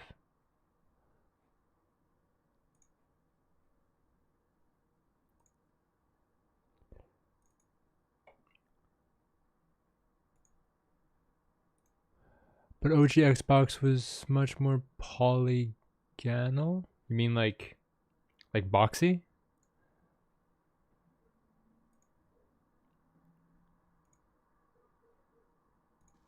Had the like, I have no idea. Like my expectations are so, I don't know. You know what I mean? Like Yeah.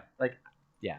He said that getting those 4 quarters of profit was insanely hard, and it's just nice to hear that and to appreciate. What did that you it's not easy what to did you have do at 4 EA consecutive again? quarters of profit. They must have pulled a lot of strings and done a lot of things to make sure that they had that profit.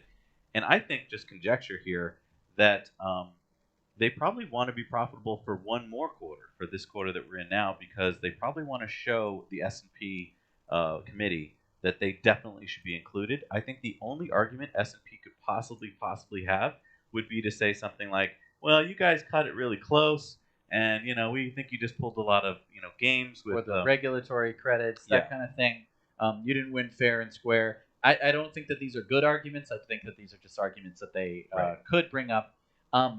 Again, I think it's just to delay. It's just to allow fund managers to try and get a hold of some of these stocks. I do think they'll be accepted to the S&P 500. I also think that they probably will be profitable again. I think that Elon talked. We just saw that enhanced autopilot is being offered for $4,000 instead of full autopilot, full self-driving for $8,000. I think that's basically a way to bring in some more cash near the end of the quarter. Because a lot of people out there Manage are like, a digital storefront across PS3. 4K. So I think they'll bring in a lot of cash that way. But yeah, a lot of this was to be expected. The cheapest solar. One of the guys who designed and created the one just died the other day. What's his name? $1.49 a watt for solar, and the designer fact that you rent solar. Right. That's a big deal, because I don't know of any other company that will come and put solar on your roof that you can rent. And I mean, because a lot of people, that's their argument. Is like, well, I'm afraid to do something that I couldn't. Ron they'll Cobb. Put it on, and then they'll take it off if you want. So that's just amazing. I kind of thought when he started talking about a factory in each continent that he almost slipped up a bit and gave us a hint at something to come, because he said with the factory in each continent, and then he just kind of like caught himself for a minute. Did you catch that? I didn't catch that. Okay. No, but I mean, you're right. He did say factory in each continent. So that would mean Australia. That would mean Africa. That would mean Brazil. South America, probably Brazil. Although it could be any other country in South America. Okay. Yeah, that is okay. I see what you did there. for sure. Especially if that were true. Yeah. Wait, so manage their digital storefront across. So I just want to get back to what I think. Is that global though? You said this right before we got into shareholders. 'Cause I don't know how many facilities EA has. Reveal the small car, the Model 2, or the model, whatever we want to call it. Yeah. I don't think that's true. I think that that's a ways off. Or is that regional to Canada? What we should do is we'll do the Patreon poll. All right, let's do the poll. So let them know how to do that. All right, so head on over to patreon.com/nowyouknow. There's no charge for this. You don't have to become a Patreon, but we just want to get your opinion on whether you think Elon is going to announce in a few minutes that a new, smaller Tesla is their big release. Because don't forget, as I'll be Jesse's advocate here, how many managers of that so was maybe there? We're going to talk about this new, smaller car, which we all want. I personally don't think that's what For they're that announce, but project, it's I mean. possible that they could be working on this right now and be announcing a Oh, smaller right. car, Okay. maybe a I'll range talk about for a that. lower price. So head on over to patreon.com/nowyouknow. There's a- Fill out our poll, and we'll reveal the results in a second. I think Jesse's it's like. Okay, I'll talk about that right now. China needs to collapse. Okay, can you be a little more specific, Matt? I don't know what you're talking about there. Let's do that. Okay. So there is a Tesla Taiwan. Obviously, they sell Teslas there. Just like China for the past several years since the beginning, all Tesla cars come from California. I don't know if there's a conflict with the Taiwan-China issue. I just see it as like China has like horrible air quality, and I would prefer like the world is moving toward electric cars, and I wouldn't want, even though there's a lot more, I think, Chinese electric vehicle startups than there are American ones or Western ones. I would prefer it to be an American one that is leading the industry. And that includes self-driving technology. Because until the Chinese Communist Party is less authoritarian, until they stop doing things like, just being so authoritarian, wanting to annex, territory that they've never governed before, like Taiwan, I just don't trust them. But yeah, like good for Tesla for being able to be the only foreign factory that's like in China that's 100% owned by themselves. I think China has the largest car market in the world. Organ harvesting, that's another one. Although I don't think that's like I don't know if that's a government operation. I think that's I'm actually not sure. I think that's just like a black market operation that the government has been failing to crack down on. But yeah, you get my point. Yeah. So you're listing all the things. Yes. So yeah, like it's actually, I'm kind of curious how Tesla was able to achieve that relationship with China. I'm sure there's just like a lot of Chinese fans of Tesla that were they just really were really eager to work with each other. But yeah, I think that it's good that an American, waiting for their poll to.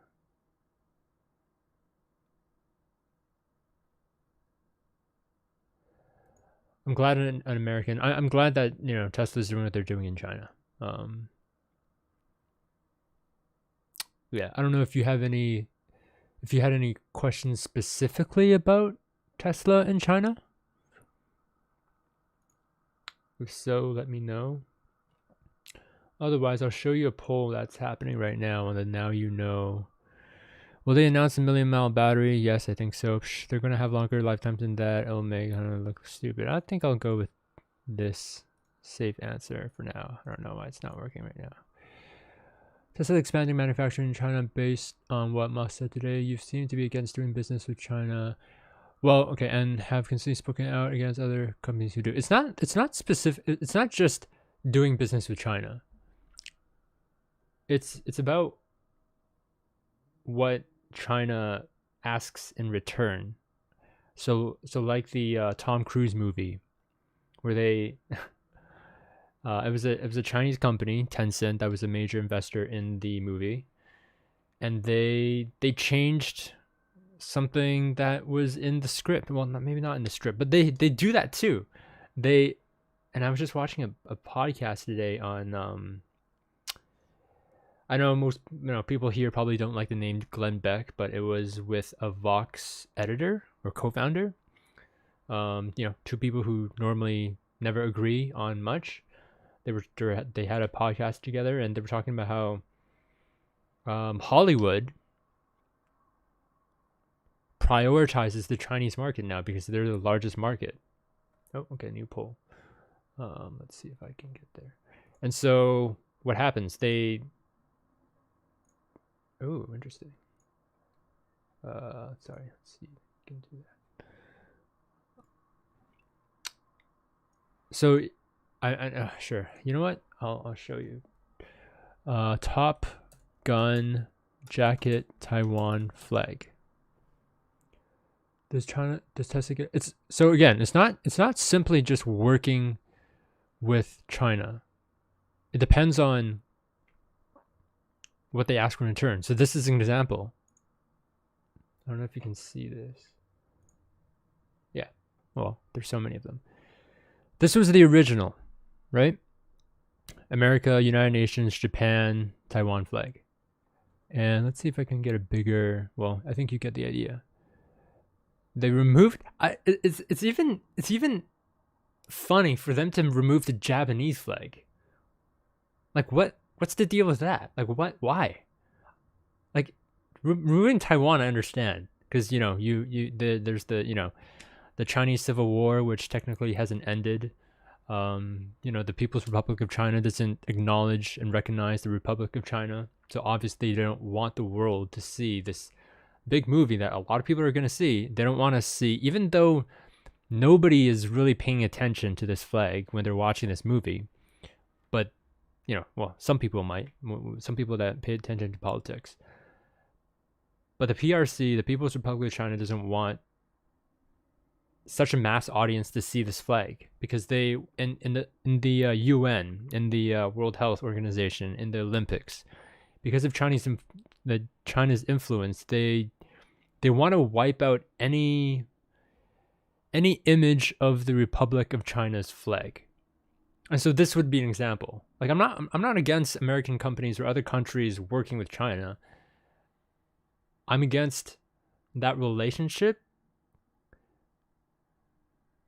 The PRC having the advantage, the power advantage, the leverage to say, you are going to have to do this thing that we want if you want to do business with us. That's what I'm against. Censorship constantly, same with the NBA, the G rape of Nanking. Okay, so let's see. Will Tesla unveil the Model 2 or something like it? That's in China. Hello, everyone. Oh, here we go. Sure. Thanks, Elon. Oh, hi. I'm Drew Baglino, SVP of Powertrain and Energy Engineering at Tesla, and I'm incredibly excited to talk about what we've been doing at batteries here at Tesla. Great. So let's see. You got the clicker? Yeah, I've got the clicker. Yeah. Okay. Let's. We asked for anything from Disney with Mulan. Sure. Obviously the issues we're facing are very I'll talk serious, to you about that in a bit. With climate change, and we're experiencing these issues on a day-to-day basis. It's incredibly important we accelerate the advent of sustainable energy. Time really matters. Matt, you are what? This I didn't. presentation is about accelerating I didn't get the what time you to were. sustainable energy. So the past 5 years were the hottest on record. We have what looks like a wall for CO2 ppm. It's obviously, this time is not like the past. It's really important that we take action. Running this climate experiment is insane. So, especially when it's just a transitory one anyway. Yes. We're going to run out of these fossil fuels. Let's just move to the future and not run this experiment any longer. Yeah. Talk a bit louder. You got it. Okay. So anyway, this will be a fun topic to go into after this. Wind and solar comprise 76% of new energy capacity in the U.S. That wind and solar, I didn't know that. comprise 75% of new electricity capacity in the U.S. this year. So this is a really major. In 2010, 46%. So the grid is going sustainable very, very quickly. Now, it's also worth noting that the length of time that power plants last is on the order of 25 years. So even if 100% of energy generation was sustainable, it would still take 25 years to convert the grid. And it's also worth noting that in the past 10 years, power production from coal has dropped in half. So it went from 46%. Oh, I see what you mean. In 2010 to 23% in 2020. So this is a massive improvement. So good things are happening on a lot of levels. We just need to go faster.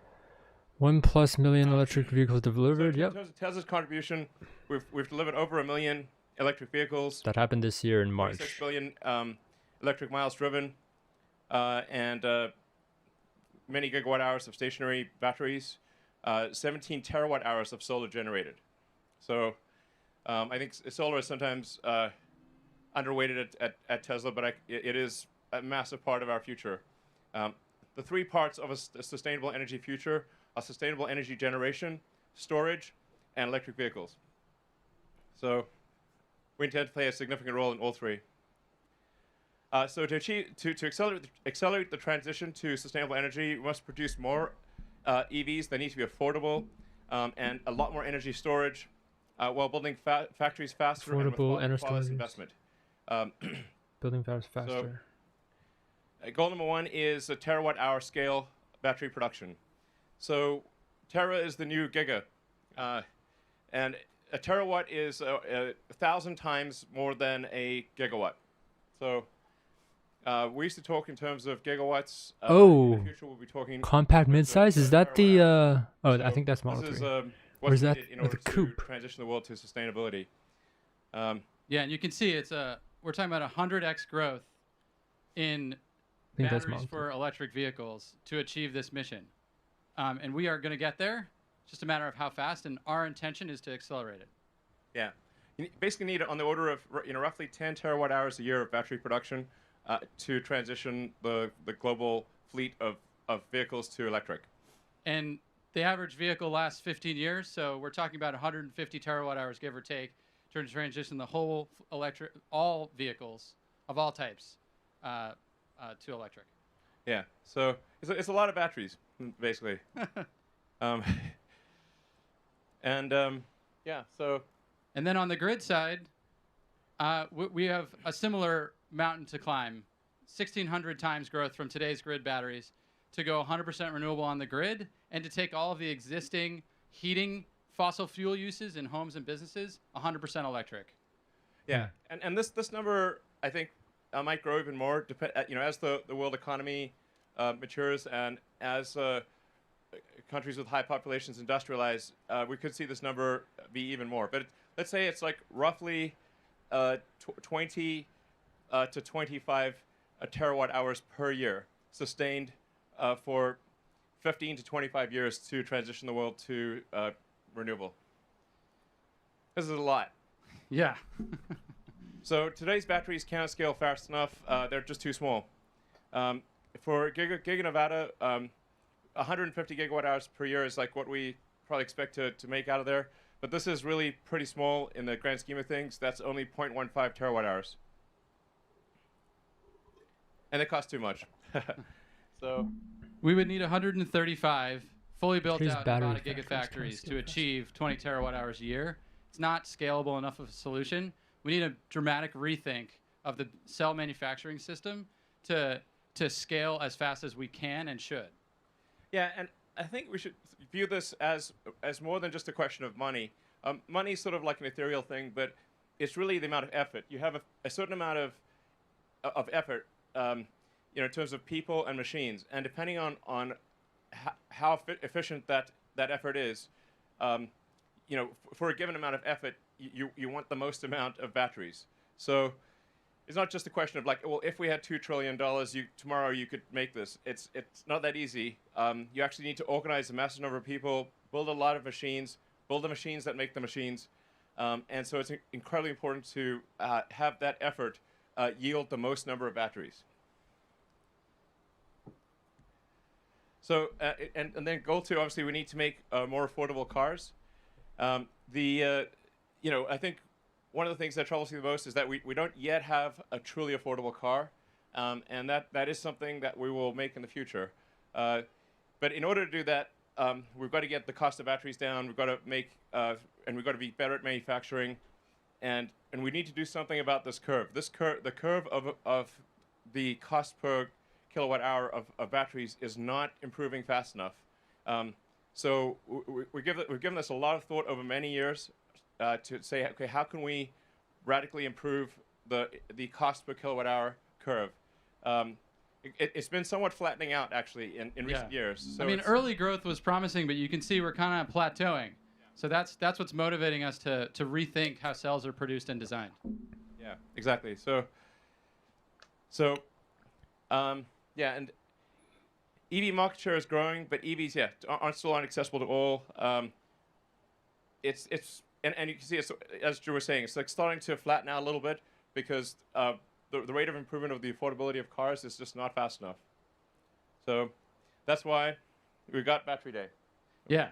To make the best cars in the world, we design vehicles and factories from the ground up. Next. Yeah. And now we do this for batteries as well. Okay, here you go. Yeah. Here it is. It's weird. The slides don't show up quite right. Anyway, what shows up on the screen is not quite what shows up there. Anyway. Oh, okay. It's different. Yeah, I think it's because that's No, that The was- famous sorry. Elon laugh. Anyway. So let's get started. We have a plan Okay. to halve the cost per kilowatt hour. Yeah. We have a plan to have. Okay.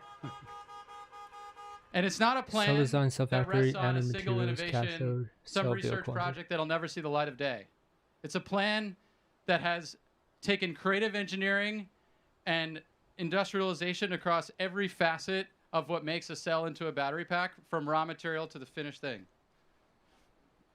And we're going to go through that plan with you today, step by step, and build up how we get to these goals and how we accelerate this transition and make our vehicles and our grid batteries more affordable. Yeah, I mean, we basically thought through every element of the battery, well, almost every element. There are a few more elements that we won't get to today, but we will get to in the future. Yes. So first, before we get too far into it, let's talk about what is in a battery cell. We've got the cap and the can, negative and positive terminals of the cell. When you open that cell, you've got a tab connected to those terminals, what we call the jelly roll, which is the wound electrodes on the inside. You can actually see what this looks like as you unwind it. This is over 1 meter long in a typical 2170 cell. So it's quite a long winding process. And 2170 the is this still big. there. And then, to explain what's actually going on here, we've identified we've got anode, cathode, separator, positive and negative terminal.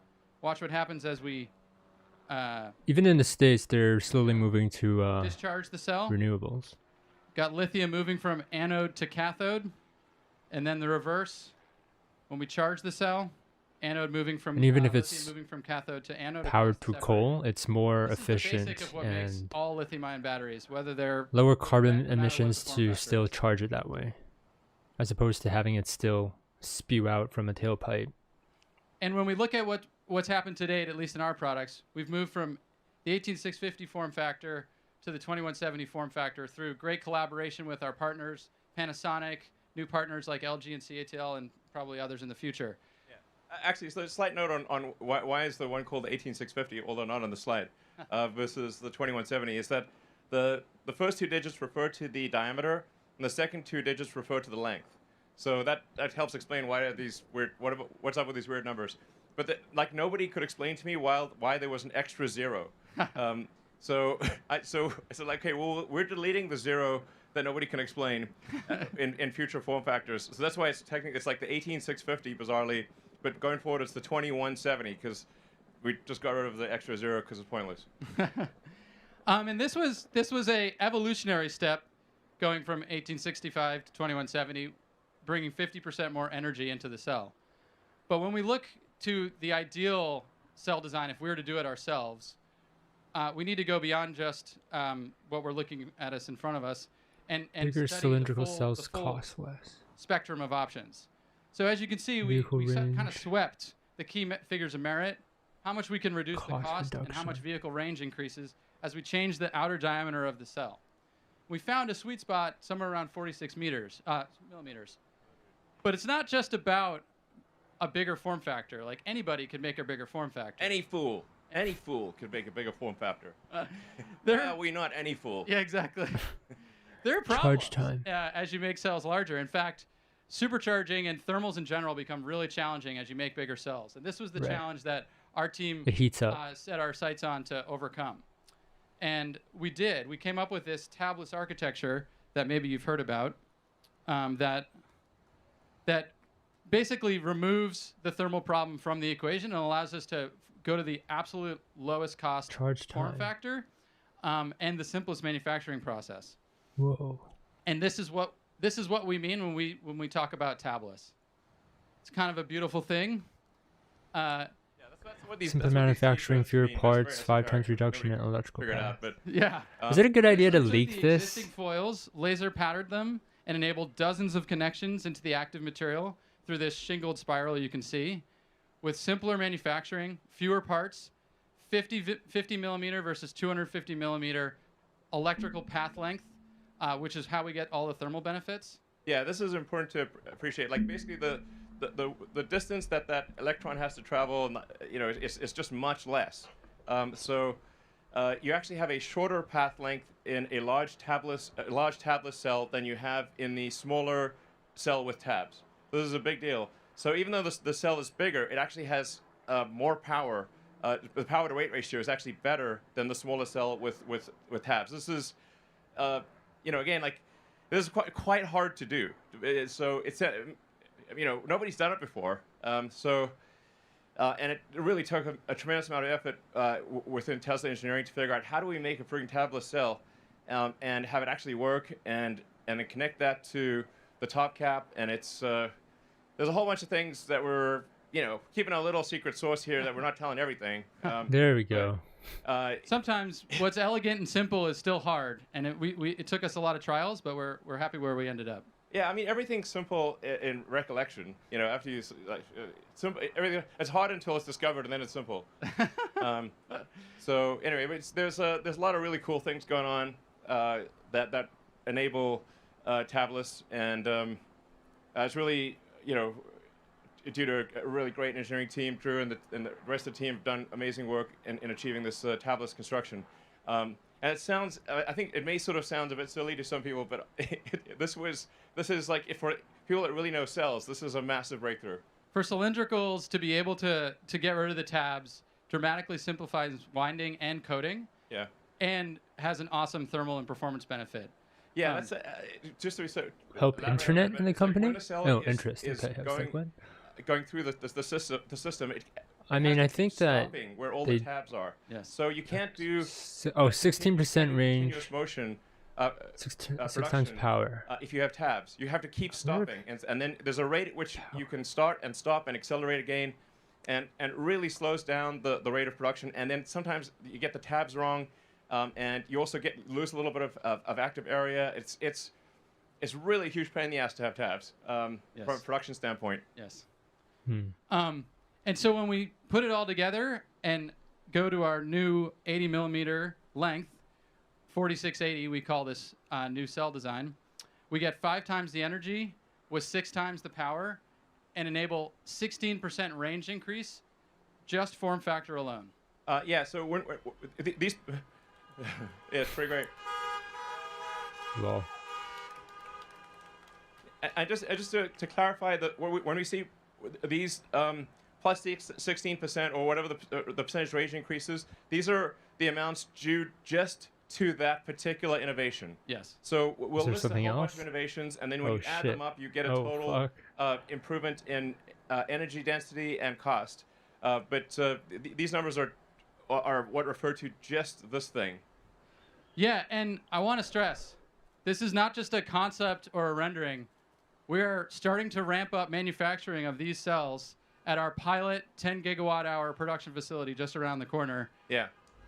So. Oh, they have a video. Oh. Yeah. See, I wouldn't want them to reveal what's going on here, because you could just reveal the numbers, and keep it mysterious. Don't.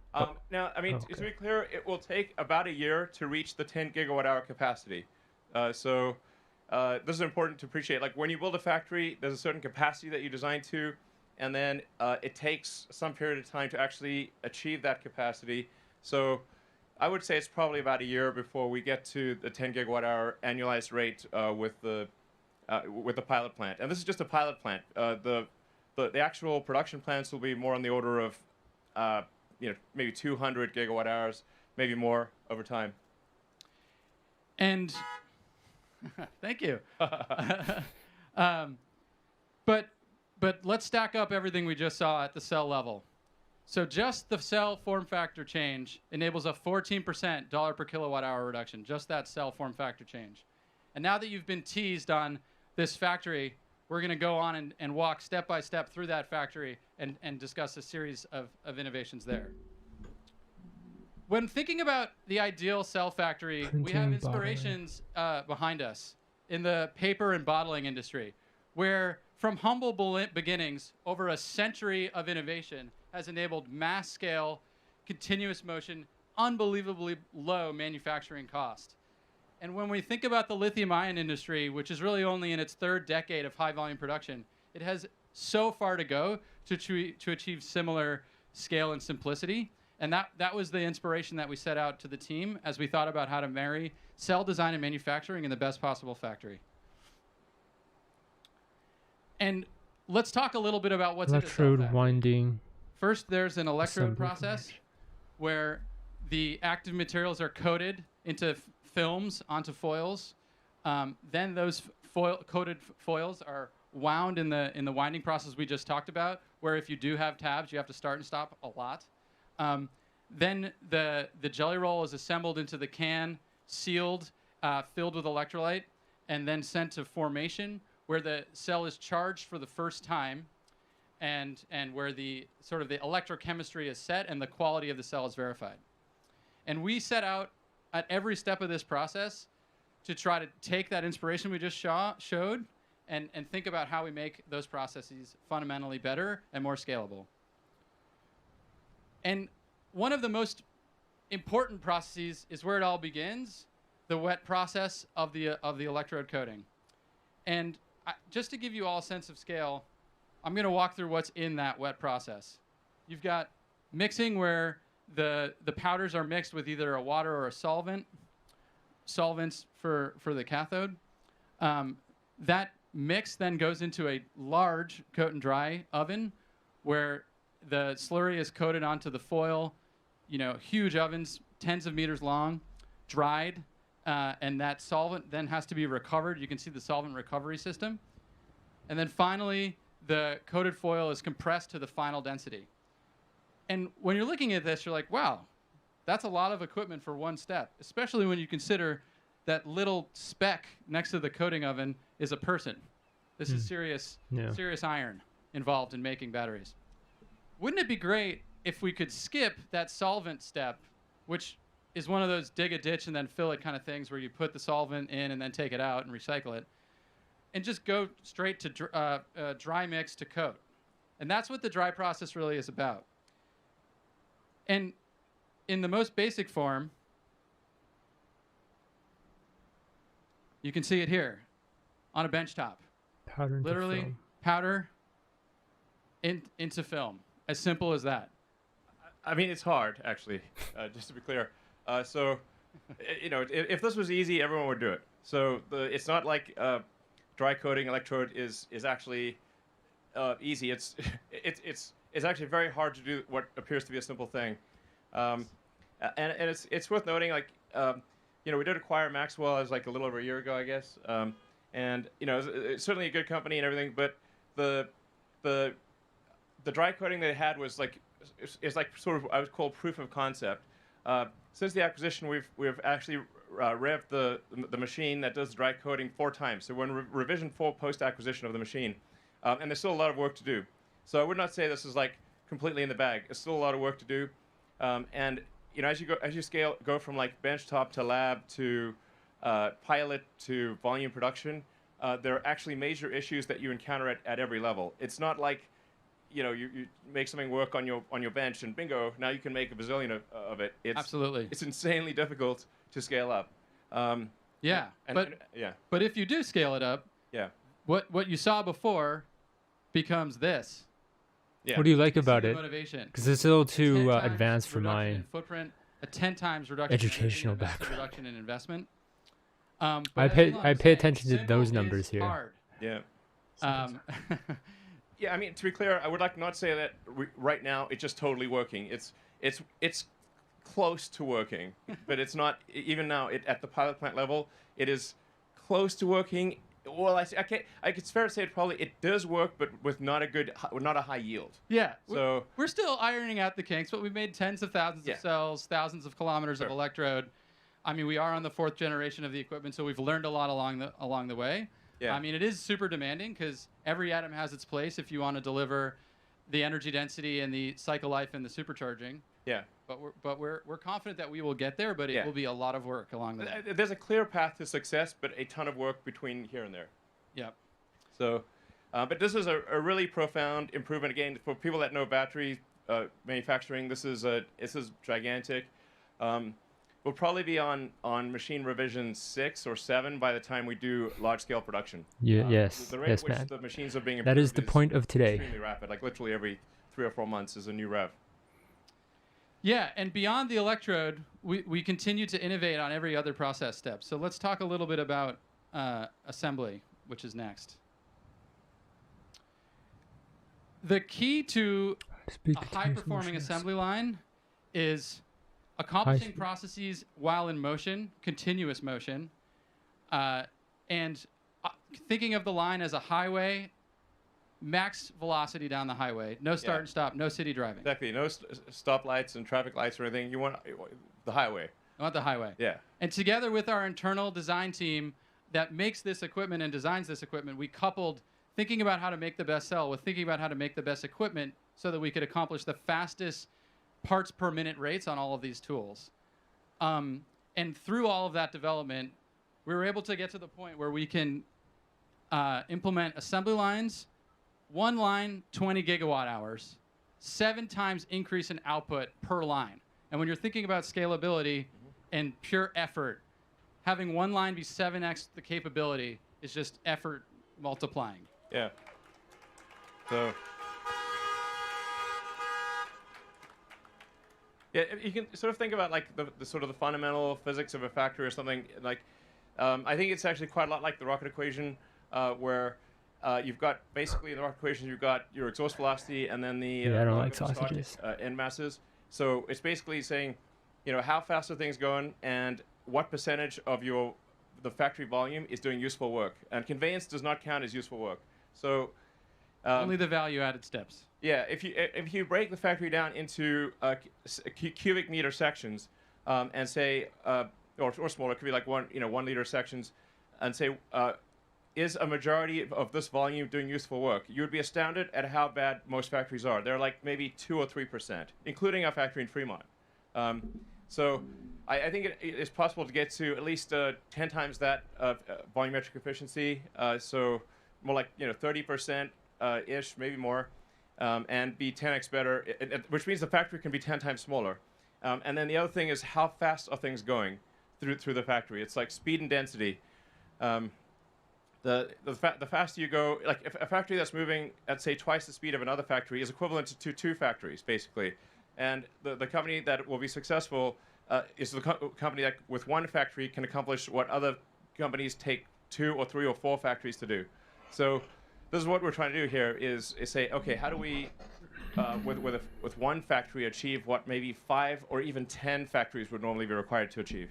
And the vertical integration with the machine design teams at Groman and Hybar and others allows us to really accomplish that because we don't have all these edge conditions between one piece of equipment and another. We can design the entire machine to be one machine and remove all of these unnecessary steps. Yeah, I mean, basically Tesla is aiming to be the best at manufacturing of any company on Earth. This is the thing that's actually most important in the long run. I think, just from a company standpoint and from basically achieving sustainability as fast as possible. But I think also for long-term competitiveness, eventually every car company will have long-range electric cars. Eventually every company will have autonomy. I think, but not every company will be great at manufacturing. Tesla will be absolutely head and shoulders above anyone else in manufacturing. That is our goal.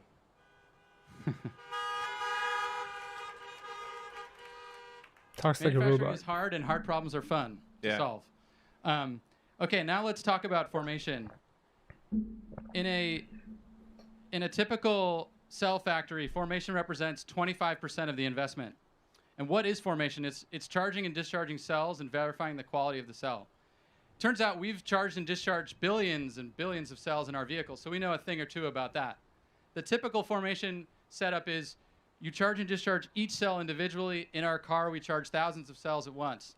And we took our principle and our power electronics, leveraging Powerwall, vehicle battery management systems, and others, to dramatically improve the formation equipment cost effectiveness and density.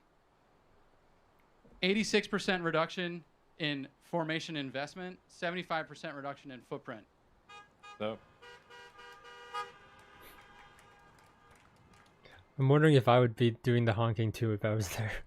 You want to take this one? Sure. So essentially, what this translates to, based on what we know today, is about a 75% reduction in the investment per kilowatt hour or gigawatt hour. It's just basically 4 times better than the current state of the art to the best of our knowledge. And I think there's probably room to improve even beyond that. Definitely. Definitely, yeah. We're able to, from a volume standpoint, actually get what, in a smaller form factor than Giga Nevada, we were able to get many times the cell output. So you can see, like, basically we can get a terawatt hour in less space than it took to make a gigawatt hour. 150 gigawatt hours. So this is pretty profound. It's like I would actually not have thought this was possible several years ago. That we could actually get to terawatt hour scale in less space than what we currently envision for doing 150 gigawatt hours. Yes, simpler accelerates terawatt hour scale, and that's what we need to do to accelerate our mission. And as Elon said, we're going to try to even improve on this as we push towards our goals, which are. Oh, here it is. Yeah. So this is just for. This is just talking about Tesla internal cell production.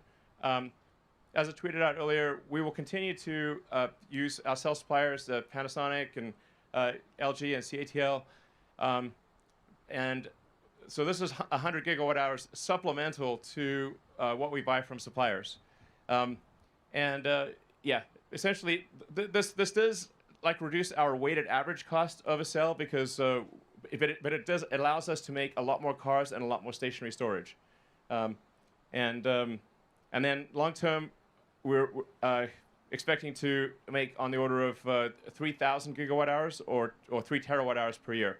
I think we've got a good chance of achieving this actually before 2030, but I'm highly confident that we could do it by 2030. So I'll just say the problem with the size of that factory on the previous page, it really shows how enabling all these Tesla product presentations is, if you compare them to the Apple one, and not only Apple reduces the technical language to a language that somebody with a high school background can just absorb. But wait, there's more. There's more. Whereas so we have a manufacturing stuff like this, system. We've got a cell design. It's what not as are the active materials we're going to put in that cell design? Let's talk about the anode first. Let's talk about silicon. Why is silicon awesome? It's awesome because it's the most abundant element in the Earth's crust after oxygen, which means it's everywhere. It's sand. Yeah. Sand is silicon dioxide. Yeah. Apple is also trash. Yeah. Most abundant element in Earth's crust after typical oxygen. anode material in lithium-ion batteries today. Silicon So why isn't everybody using it? storage. The main reason is because the challenge with silicon is that it expands 4x when fully charged with lithium. And basically, all of that expansion stress on the particles start cracking, they start electrically isolating, you lose capacity, the energy retention of the battery starts to fade, and it also gums up with a passivation layer that has to keep reforming as the particles expand. Yeah, basically, with silicon, the cookie crumbles and gets gooey. That's basically what happens. Good analogy. Yeah. And current approaches to solve this, which exist, I mean, we have silicon in the cars that you're all in right now, are involved highly engineered, expensive materials in the scheme of things. Now, they're still great, and they enable some of the benefits of silicon. They just don't enable all of it, and they're not scalable enough. And you can see Elon move. that maybe you've heard of. Jobs was a SIO, design and marketing silicon genius. with Yeah. carbon, or I think that's silicon because of the nanowires. respective leaders. Yeah. That's kind of the space right now. Yeah, I think what you're we're right. proposing is a step change in capability and a step change in cost. And what that really is to just go to the Jobs raw talk. metallurgical silicon I don't know if I itself. want to Don't talk over engineer this. the base metal. Just start with that and design for it to expand in how you think of the particle in the electrode design and Yeah, I'll how write it. you code it. Yeah, and I'm not sure if you saw this. Basically, $1 per kilowatt hours. Yeah. Basically, if you use simple silicon, it's dramatically less than even the silicon that is currently used in the batteries that are made today, and you can use a lot more of it. The anode would cost, with this silicon, and the anode costs $1.20 a kilowatt hour. Yeah. And how does it work? start with raw metallurgical silicon, stabilize the surface with an elastic ion-conducting polymer coating that is applied through a very scalable approach. No like chemical vapor deposition, no highly engineered high capex solutions, and then integrated into the electrode through a robust network formed out of a highly elastic binder. And in the end, by leveraging this silicon to its potential, we can increase the range of our vehicles by an additional 20%, just this improvement. Yeah, it gets cheaper and longer range.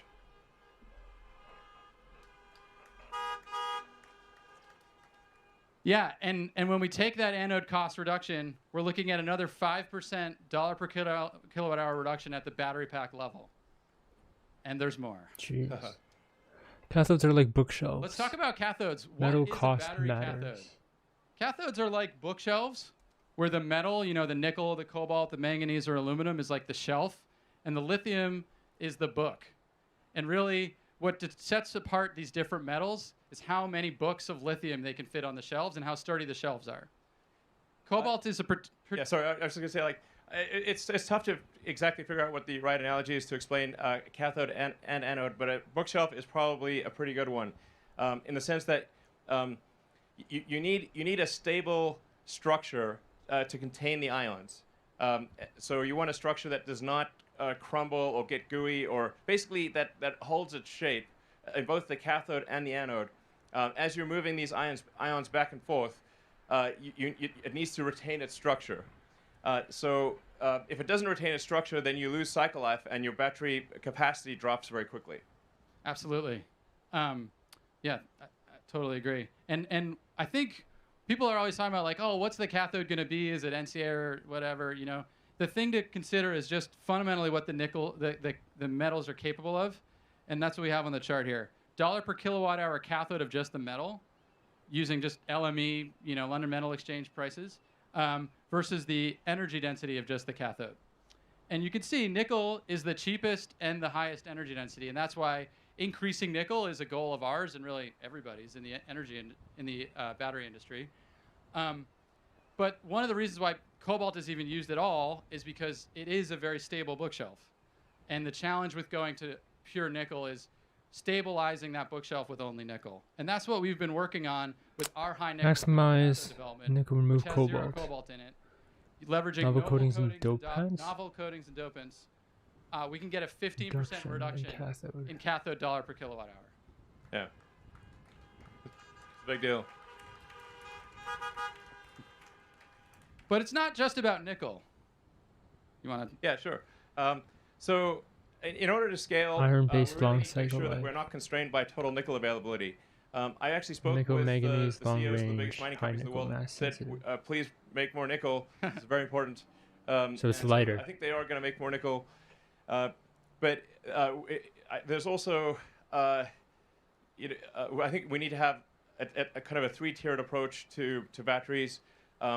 So starting with iron, that's kind of like a medium range, and then nickel manganese as sort of a medium plus, intermediate, and then a high nickel for long-range applications like Cybertruck and the semi. Something like a semi-truck, it's extremely important to have high energy density in order to get long range. So, and just to give sort of iron a bit more time, like although if you look at the watt-hours per kilogram at the cathode level of iron, it looks like nickel's twice as good. But when you've fully considered at the pack level, everything else taken into account, nickel is about maybe 50 or 60% better than. So he's thinking about your Cybertruck, man. So it's gonna happen. Iron is patient. A little better than it would seem. I'll be the first to ride in your Cybertruck, right, man? Fully considered. It's not as good as nickel. Nickel is like 50 to 60% better, but it's actually pretty good. And so good for stationary storage and for medium range applications where energy density is not paramount. And then, like I said, for intermediate, it's kind of a nickel manganese, and it's relatively straightforward to do a cathode that's 2/3 nickel, 1/3 manganese, which would then allow us to make 50% more cell volume with the same amount of nickel. And with very little energy trade-off. I mean, yeah. Just enough to have you still want to use 100% nickel for something like a semi-truck, but really not much of a sacrifice at all. Yeah. And, you know, beyond the metals, because a lot of people spend time talking about the metals, actually the cathode process itself is a big target. 35% of the cathode dollar per kilowatt hour is just in transferring it into its final form. And so we see that as a big target, and we decided to take that on. Here's a view of the traditional cathode process. Effectively, if you start at the left and you have the metal from the mine, the first thing that happens is the metal from the mine is changed into an intermediate thing called a metal sulfate, because that's just happened to be what chemists wanted a long time ago. A bunch of stuff And happens. then when you're making the cathode, you have to take this intermediate thing called metal sulfate, add chemicals, add a whole bunch of water, a whole bunch of stuff happens in the middle, and at the end, you get that little bit of cathode and a whole bunch of wastewater and byproducts. Yeah, it's insanely complicated. If you look at the total, like if you're just like, you know, it's a small world journey of I am a nickel atom. What happens to me? And it's crazy. Like you're going around the world 3 times. There's like the moral equivalent of like digging the ditch, filling the ditch, and digging the ditch again. It's total madness, basically.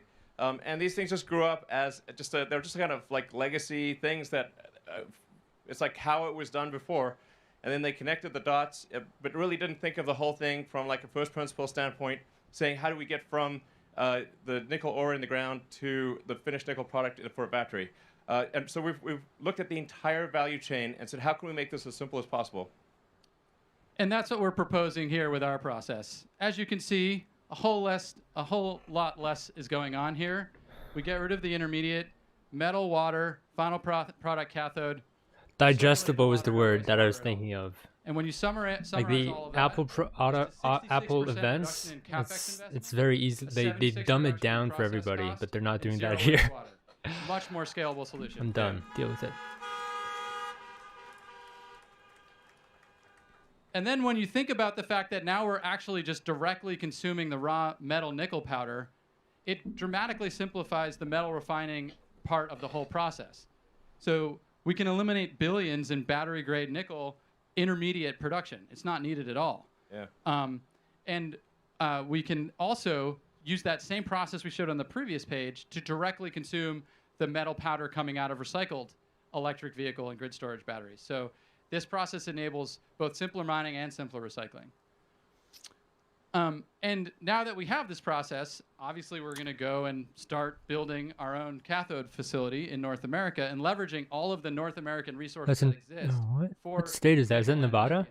And just doing that, Is that Nevada? localizing our cathode supply. Zach, I need your American geography.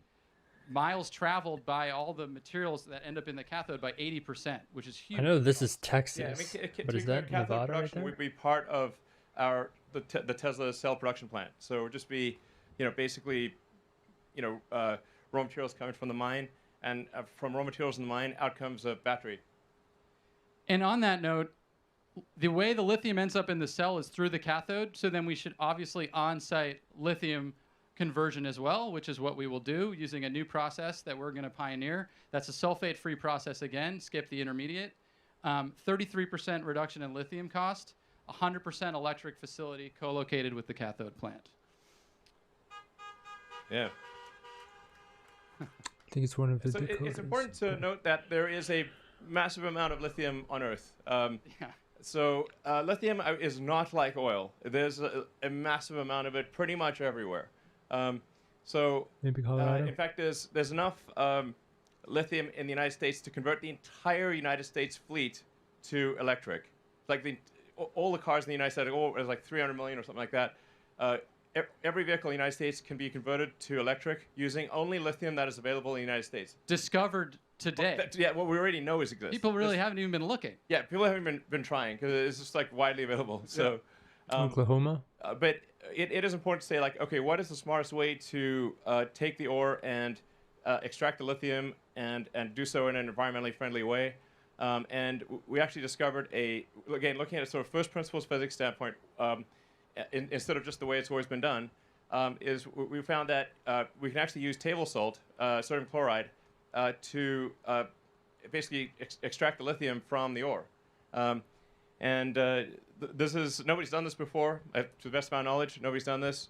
And it's a sort of all the elements are reusable. It's a very sustainable way of obtaining lithium. Significant And we untapped actually, lithium in clay, we Tesla actually acid-free. got rights to a lithium clay deposit in Nevada. Over 10,000 acres. Over 10,000 acres. And then the nature of the mining is actually, I think, also very environmentally sensitive in that we sort of take a chunk of dirt out of the ground, or remove the lithium, and then put the chunk of dirt back where it was. So it will look pretty much the same as before, and it will not look like terrible, and yeah, it'll be nice. Nice. Yeah. So simply mix clay with salt, put it in water, salt comes out with the lithium, done. Yeah, it's pretty crazy. Yeah. So we're really excited about this, and there really is enough lithium in Nevada alone to electrify the entire U.S. fleet. Yeah, that's true. Actually, just what's in Nevada. That's basically there's so much damn lithium on Earth, it's crazy. It's one of the most common elements on the planet. And eventually, as we said at the beginning, Recycling elements when we from get to cells this is steady far more state, desirable 20 than terawatt from hours raw per year ores. production.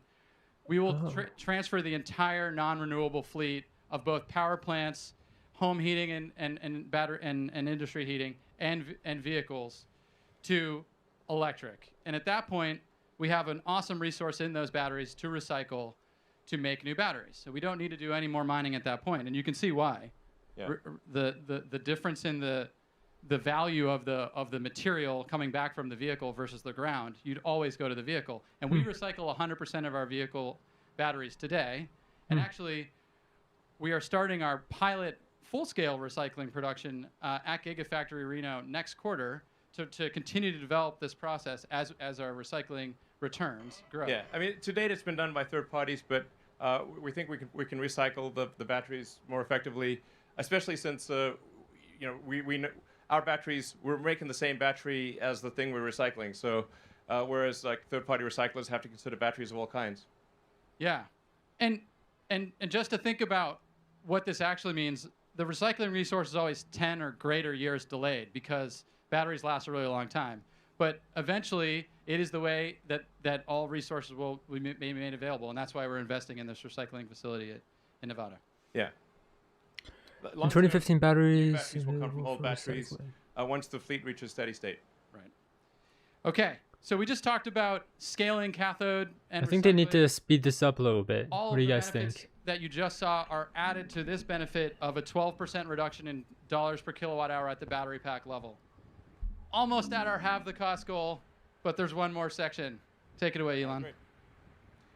So there's an architecture that we've been wanting to do at Tesla for a long time, and we finally figured it out. And I think it's the way that all electric cars in the future will ultimately be made. It's the right way to do things. It's the right way to do things. So it starts with having a single piece casting, or a single piece casting for the front body and the rear body. And in order to do this, we rear underbody the largest casting machine that has ever been made, and it's currently working just over the road at our Fremont What numbers? plant. We have the it's pretty sweet. Yeah, they talked about this. Currently making the entire rear section of the car as a single piece, high pressure die cast aluminum. And in order to do this, we actually had to develop our own alloy. Because we wanted a high-strength casting alloy that did not require. That's what I was kind of talking about with the Apple events. This is it's all big deal scripted, for casting, pre-recorded, especially with a large casting. like the Lucid Motors. If you heat treat it afterwards, it tends to deform. It kind of like does this like potato chip thing. So it's very hard to keep a large casting to have its shape. So in order to achieve this, there was no alloy that existed that could do this. So we developed our own alloy, a special alloy of aluminum that has high strength without heat treat and is very castable. So that's a great achievement of our materials team. In fact, in general, you guys can talk about E3. Coming for Tesla, that a new alloy. You two are really similar people, I think. So you guys would be best friends. So you're basically making the front and rear of the car as a single piece, and then that then interfaces to what we call the structural battery, where the battery for the first time will have dual use. The battery will both have the use as an energy device and as structure. This is absolutely the way things are done. In the early days of aircraft, they would carry the fuel tanks as cargo. So the fuel tanks actually were quite difficult to carry. They were like basically worse than cargo. You had to kind of bolt them down. It was very difficult. And then somebody said, hey, what if we just make the wing tanks, what if we just make the fuel tank in wing shape? So all modern airplanes, the fuel tank, your wing is just a fuel tank in wing shape. This is absolutely the way to do it. And then the fuel tank serves as dual structure. Is the fuel and it's not located in the wing? It's fundamental to the structure of the aircraft. This was a major breakthrough.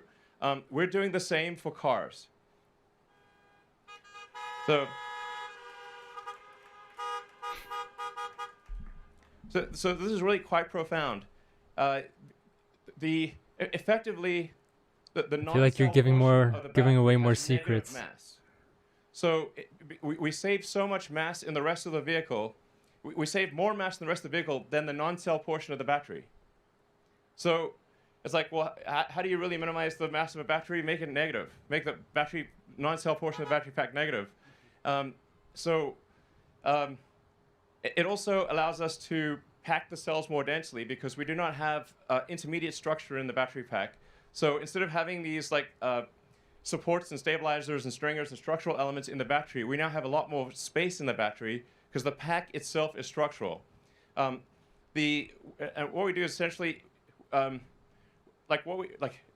of having just a filler that is a flame retardant, which is currently what is in the 3NY battery packs, we have a filler that is a structural adhesive, as well as flame retardant.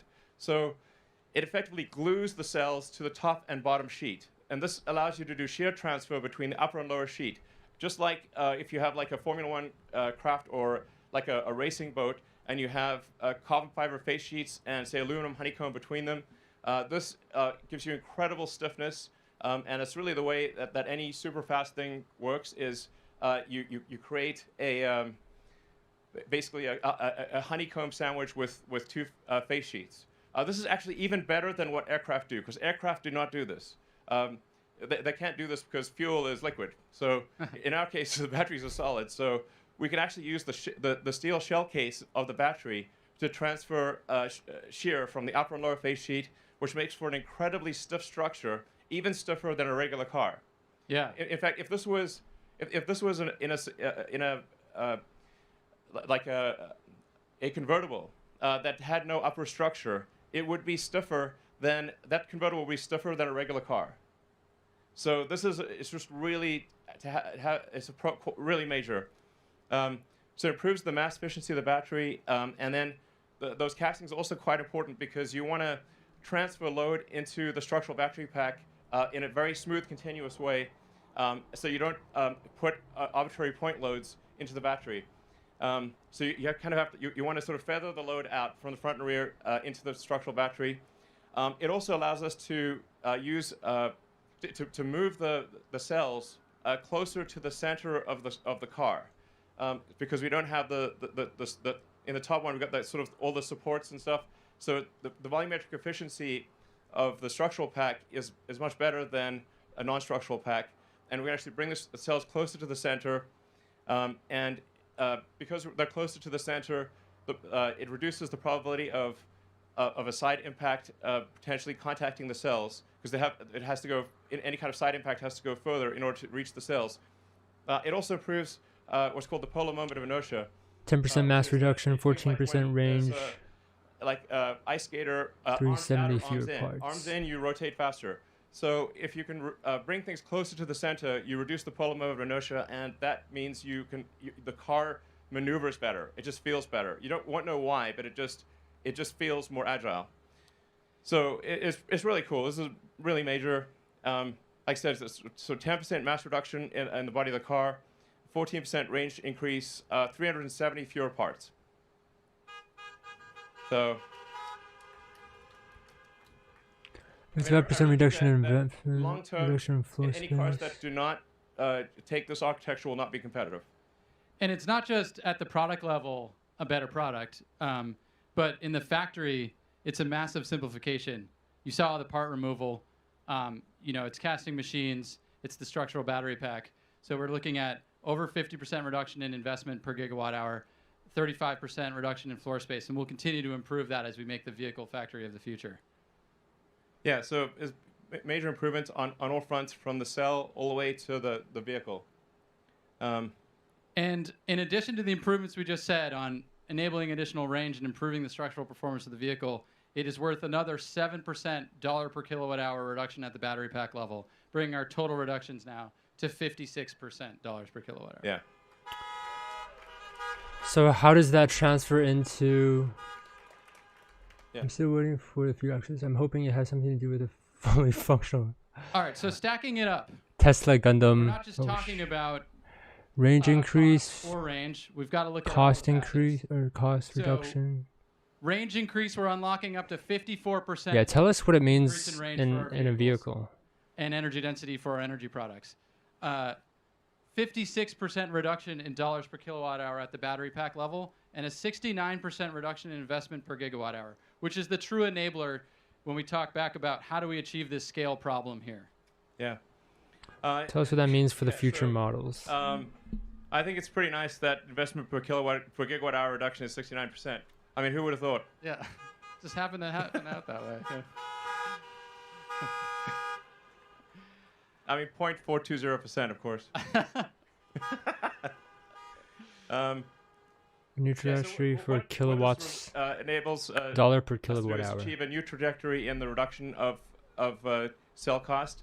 And now, to be clear, it will take us probably a year to 18 months to start realizing these advantages, and probably to fully realize the advantages, probably it's about 3 years or thereabouts. So, you know, it's not like if we could do this instantly, we would. But it's really, I think what this bodes for, it just really bodes well for the future, and means that the long-term scaling of Tesla and the sustainable energy products that we make will be massively increased. So, you know, what tends to happen as companies get bigger is things tend to slow down. Well, actually, they're going to speed up. And they have to speed up if we're going to I accelerate. feel like it's like sustainable energy. HDD versus Yeah. SSD. I mean, long term, Hard disk drive versus solid state drive. About That kind of you know, deal. at least 1% of the total vehicle fleet on Earth, which is about 2 billion vehicles. So long term, we want to try to make about 20 million vehicles a year. Come at me, Winnie. But I think it's Help us important to facilitate. point out that when we talked about 3 terawatt hours by Moving 2030, existing the stuff. problem is a 20 terawatt hour problem. So everybody needs to be accelerating their efforts to accomplish these objectives. Doesn't matter where you are in the value chain, there is a ton to do. You need to rethink from first principles how you do it so that you can scale to meet all of our objectives. Yep. And Elon? What does this mean for... There we go. This is what we've been waiting for all day. What does it mean for what does this mean for our future products? We're confident that long term we can design and manufacture a 25%. $25,000 electric vehicle. Oh. So This is what people have been waiting for. I could actually maybe afford this now. This has always been our dream from the beginning of the company. I even wrote a blog piece about it because you know, our first car was an expensive sports car. I think it's going to be a two-door car, though. Then it was slightly less. And I think this is expensive going to be sedan, made in China. And then finally, it's sort of a, I don't know, mass market premium, but you know, like the Model 3 and Model Y. But it was always our goal to try to make an affordable electric car, and I think probably what happened in Yokohama? We're confident we can make a very compelling $25,000 electric vehicle. I feel like it's going to be fully autonomous. I feel like it's going to be a coupe. About the $25,000 price point, you have to consider how much less expensive it is to own an electric vehicle. Yeah. So actually, it becomes even more affordable at that $25,000 price point.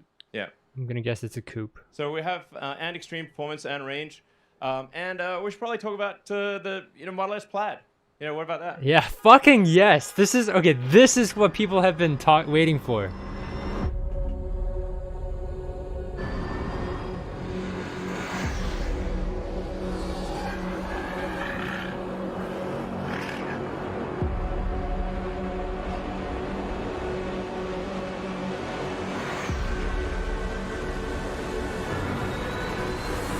What's 520 miles in kilometers? 520 miles. Oh my god, that's 836 kilometers. The latest plat out to Laguna Seca on Sunday. It got a minute 30, and we think probably there's another 3 seconds or more to take off that time.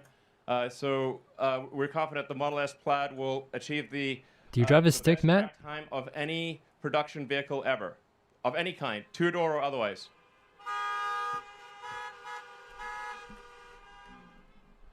And you can order it now. Late and 2021. it's, Plaid Model S. available basically end of next year. So, and now we'll move to Q&A. Absolutely. So we'll invite. I didn't know you people on drive stage. stick. Come on up, team. This is just a small portion of the team, but it would be great to, show you some more of the team, and when we do Q&A, we can give various people different. I'm gonna take a really quick piss. Sounds great. Actually, I don't know how we're getting the questions. Actually, I don't know either. Okay, well, you can just you can maybe get out of the car for 2 seconds and yell it at us. I don't know. Hey, how do we get the questions? Oh, they're mics. Okay, wait for the mic. Oh, there are mics. Okay, great. All right. Okay, we'll definitely need to give people mics because otherwise there's no way. Sorry? Okay. All right, we're going to pass some mics out. We don't have a name for the $25,000 car yet. It's a great question, though.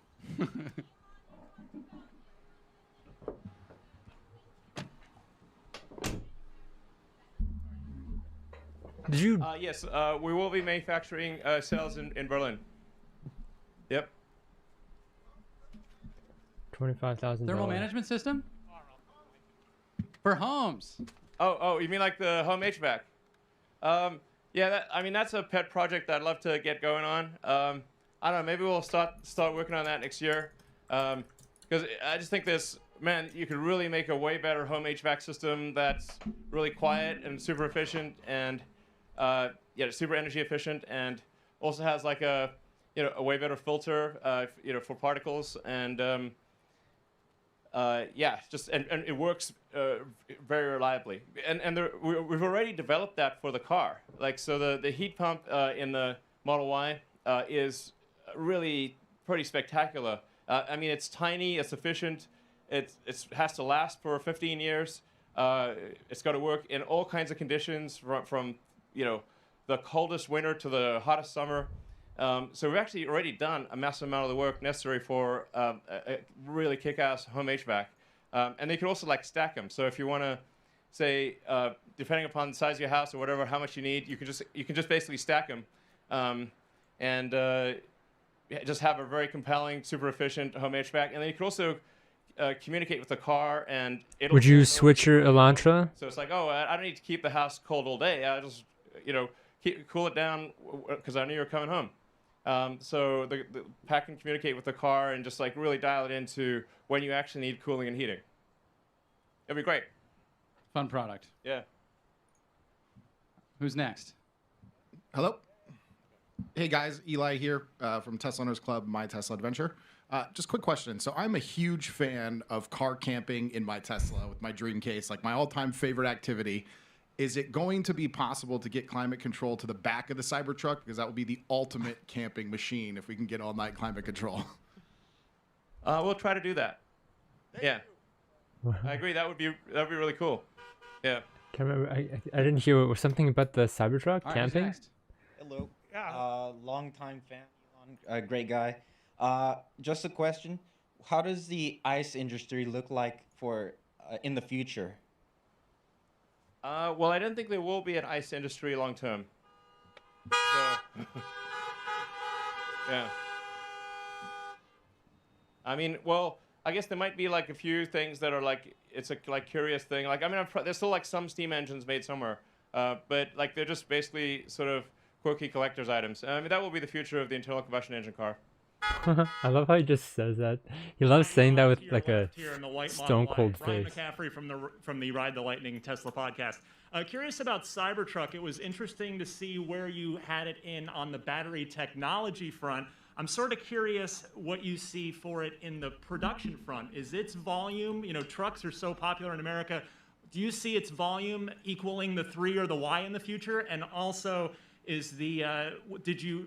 you able to get Tesla is able to legally be sold in Texas as part of the Giga Texas deal? Well, it's hard to say what the volume Yeah, I exactly know. will be for I know he the does. Cybertruck. The orders. Did you recognize his voice or something? And we have like, I don't know, well over 500,000 orders. I think maybe 600 or 600,000. That's a lot, basically. We stopped counting.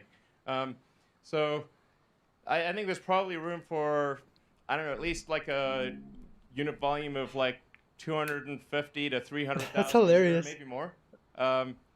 So. Did you know he started we a are Tesla designing podcast? the Cybertruck to meet the American spec, because if you try to design a car to meet the global, the superset of all global requirements, it basically, you can't make the Cybertruck. It's impossible. It really is designed for the American market, but this is the biggest market. Our North American market is the biggest market for pickup trucks by far, or large pickup trucks. And then I think we'll probably make an international version of the Cybertruck that'll be kind of smaller, kind of like a tight Wolverine package. It'll still be cooler, but it'll be smaller, because you just can't make a giant truck like that for most markets. So yeah, but it's gonna be great. And I don't know. I think probably we'll be able to sell directly in Texas. We do pretty well right now, but it is a bit weird not being able to actually conclude a transaction in Texas. But it's got to be like a click on a server based in California. So, but weirdly we can do leasing in Texas, but not selling. But Yeah, Ryan has like a hopefully Tesla that'll be good. podcast he does every week. You can check that out. Ride the Lightning podcast. Elon, That's what it's called. great job with everything that you're doing. Thross Gerber from Gerber Kawasaki. Your team's amazing. What I'm most curious about, these innovations are incredible, but on my drive up here, fully on autopilot for 400 miles, the entire state is brown. And this is ultimately about climate. Has there been some analysis done if all these things are achieved? What will its direct impact be on climate? Well, I mean, I think it will have a very significant impact, because it will stop the CO2 ppm from growing as it is every year. And I mean, I should say, like, I try to view the whole climate thing as a science question as much as possible. Science, you always question your hypothesis. Is it true? Is it not true? Or assign a probability to a given hypothesis. And I should say that my original interest in electric vehicles predates the climate issue. Like, just when I was in high school, I thought, man, if we don't figure out electric cars, the whole economy is going to collapse when we run out of oil. So it's like, we better figure out electric cars. When do you guys think that we would run out of oil? Civilization is going to crumble. And then it was only kind of later that the significance of the climate risk became apparent. We were also able, using tracking and other types of technology, to access a lot more fossil fuels than previously thought, which is, helpful for lowering the cost of gasoline, but it's pretty bad for the total tonnage of CO2 that you could put in the atmosphere. It's now greatly beyond what people previously thought. So, but this is, as we were just going through in this presentation, it's like it is a absolutely monumental task to accelerate the advent of sustainable energy. I mean, the entire global economy is still, more than 99% dependent on, or roughly 99% dependent on fossil fuels. So although electric cars kind of get a lot of press right now, they're still, and there's still very few, as a percentage of the total global fleet, is practically nothing. I would say, yes, less than 1% of the global fleet is electric right now. Because of 2 billion cars and trucks and whatnot in use. So there's a massive amount of work ahead, just insane, like hard to comprehend how much work is ahead. Yeah, so he's talking way into the future. Get the new vehicle production to be sustainable, to massively increase the amount of stationary storage, which is critical because renewable energy is intermittent. Wind and solar is is intermittent. Sometimes the wind doesn't blow, and this obviously sun doesn't shine at night. So you got to have batteries, a massive number of batteries. So it's hard to measure in direct impact, but it's an experiment that we shouldn't be performing, and the sooner we can sort of end the experiment, the sooner we can kind of move on in a fully sustainable way that is actually lower cost. I mean, I think the thing that people haven't fully internalized is once we do get to the 25K car, the ownership cost of that car is incredibly lower than the prior car. And then on the solar side and wind, with the cost of solar and wind coming down and with batteries coming down with them, the actual cost of energy on the grid is going down. So we're sort of moving towards a sustainable, lower cost future. So there's not really a sacrifice. That's true. It is a false dichotomy to say that it's either prosperity or sustainability.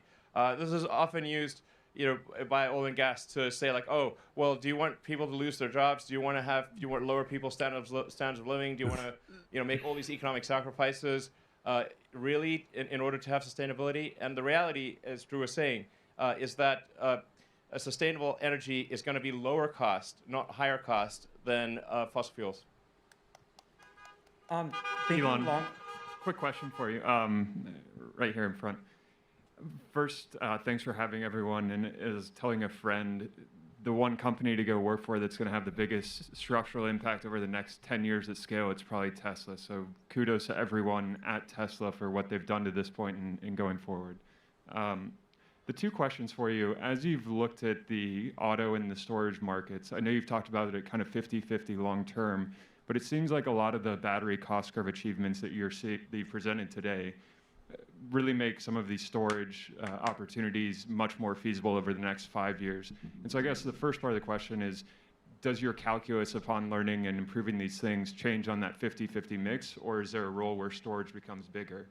And then the second part of the question, with all these huge grand visions, Let me Google that. who's going to be with Tesla from a corporate perspective accomplishing these things? Obviously, Tesla can't do it alone. But when you look at some of the traditional auto industry or power, et cetera, I don't see a lot of other Teslas. Well, actually, so there's a lot of companies in China that I think are doing great work with electric vehicles and also with stationary storage. Although we don't see that much in the US yet, but I think probably we will in the future. I don't know. I mean, obviously, we're doing everything we can to encourage other companies to move to sustainable transport. Is it Planet of the Humans? Make stationary storage batteries. Oh, no, I haven't. I'll take a look. Made our patents freely available. We really try to. What did you think of these companies, hey, you really need to do this, or you won't exist in the future. I see a video, a channel that I follow says Planet of the Humans debunked. So let me. But we really are hopeful that other companies will also do what we're doing, and that will make a sustainable future come sooner. From a fundamental market size perspective, like we did the first ground up work to show the size of the market in terawatt hours, and they are roughly 50-50. 10 terawatt hours for transportation, 10 terawatt hours for the grid. And part of that is because the grid batteries, because when you're making So I think I have heard of this. A large investment, our 25-year assets or greater. If the grid batteries were 10-year kind of things, the grid market would be bigger. But because it's a longer duration asset, they're roughly the same size. Thinking long term, is there any other segments that this new battery will be able to disrupt or electrify beyond just the initial Model 2 or cheaper sedan, like a boat, boring company, Luke, plane? Boat? Where are you, Golly? Are you there? What's up? Right here. Okay, great. It's like ventriloquism here. It's like we just get the sound out of the speaker and you can't tell where the heck it's coming from. Yeah, any hints, or is the Model 2 such a big deal because it decreases the cost of transportation that is really the disruption? Or should we get hyped that this new cost curve opens up different vehicle categories like a high passenger density bus, boring loop, boat, plane? I mean, there are batteries in limited production right now that do exceed 400 watt-hours per kilogram, which I think is about the number you need for decent range, medium range aircraft. I think our batteries will, over time, start to approach the 400 watt-hours per kilogram range as well. Yeah, I mean, I think over time we'll see all modes of transport, with the ironic exception of rockets, transition to sustainability, or to electric, basically. On the rocket front, what we're planning to do is about 80% of Starship is liquid oxygen, and we're actually already running a power line to be able to use wind power to create the liquid oxygen. So we're making some decent progress on sustainability on the rocket front, but there's just no way to have an electric rocket, and it's important for the future of life. I recommend the video that I just linked to you there, because they're pretty good. Hi Elon, Hello. Josh Phillips here, retail investor. I have a question in regards to the lithium and nickel industries and the likely price spikes and shortages of high-grade materials the EV industry is likely to see if they don't act fast to address future supply. Tesla have clearly made the right moves that are necessary, but there's a real worry that the potential supply issues and price spikes will create a drag on the rest of the EV industry, and therefore a drag on global EV adoption. What advice would you give to the EV and mining industries to quickly solve this looming hurdles? Because for a sustainable energy future, the spice must flow. Thank you. Yeah, indeed, the spice must flow. The new spice. I don't know. I think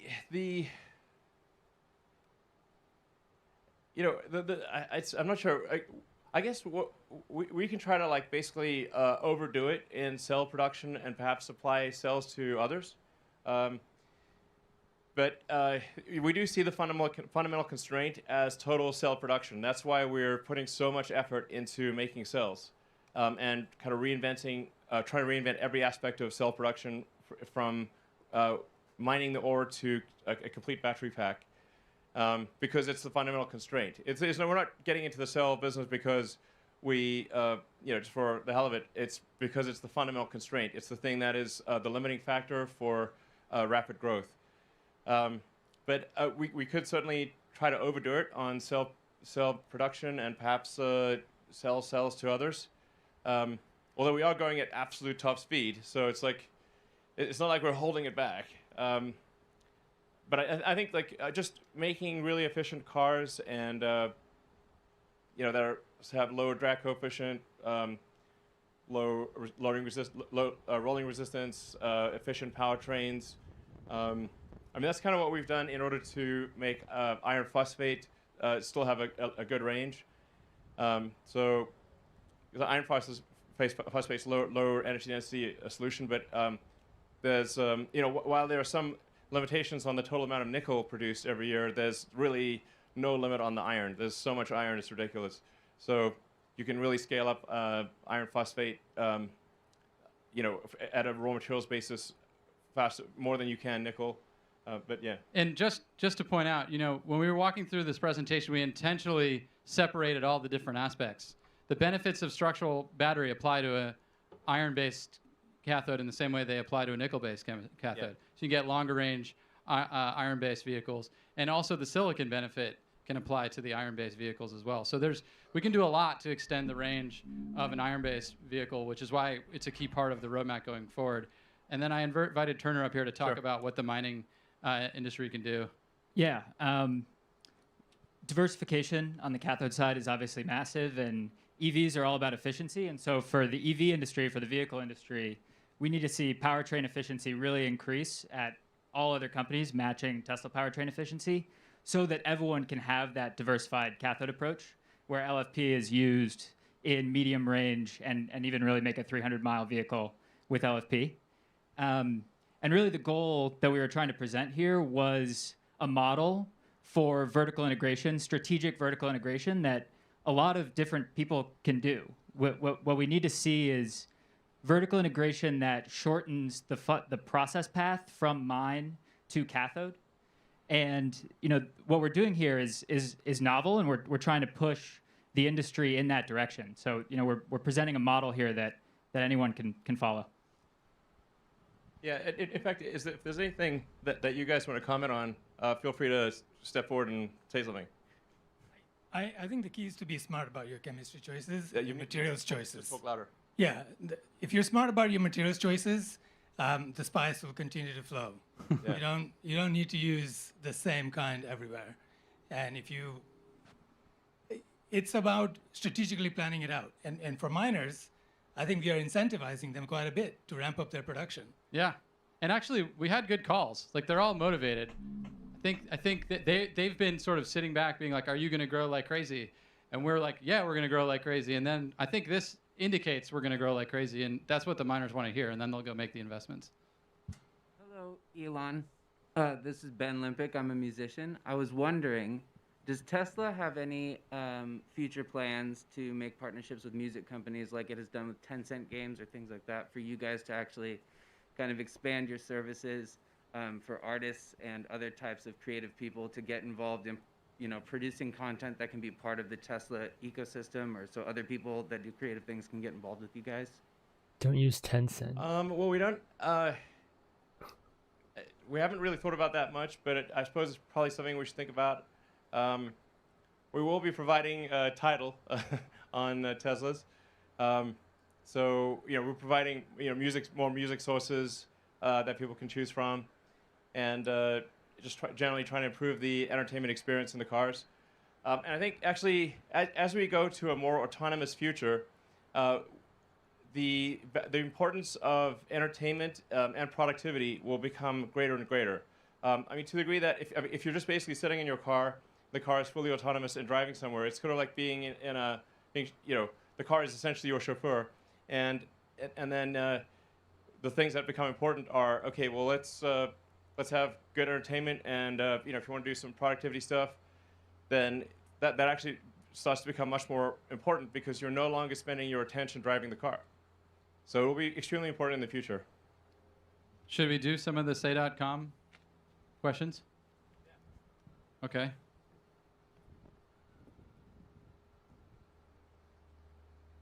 Should we do the second one?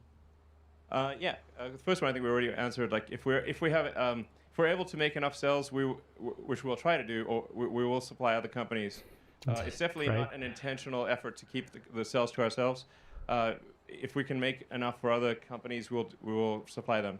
What do you mean Tesla Do, the right X, thing for Microsoft Office? Sustainable energy, whatever that is. So, vehicle to grid, we get asked that a lot. I think one of the things that's important to note is the vehicle to grid. It doesn't, unless you have a power cutoff. Like you need to cut off your main supply to the grid. Otherwise, if you lose the power in your house, you'll basically just backflow energy to the grid. So just having a reversal in the power flow does not actually keep the lights on. You need a whole separate system to cut off power to the grid. And I think there's also the case that people really want the freedom to be able to drive and to charge at their house.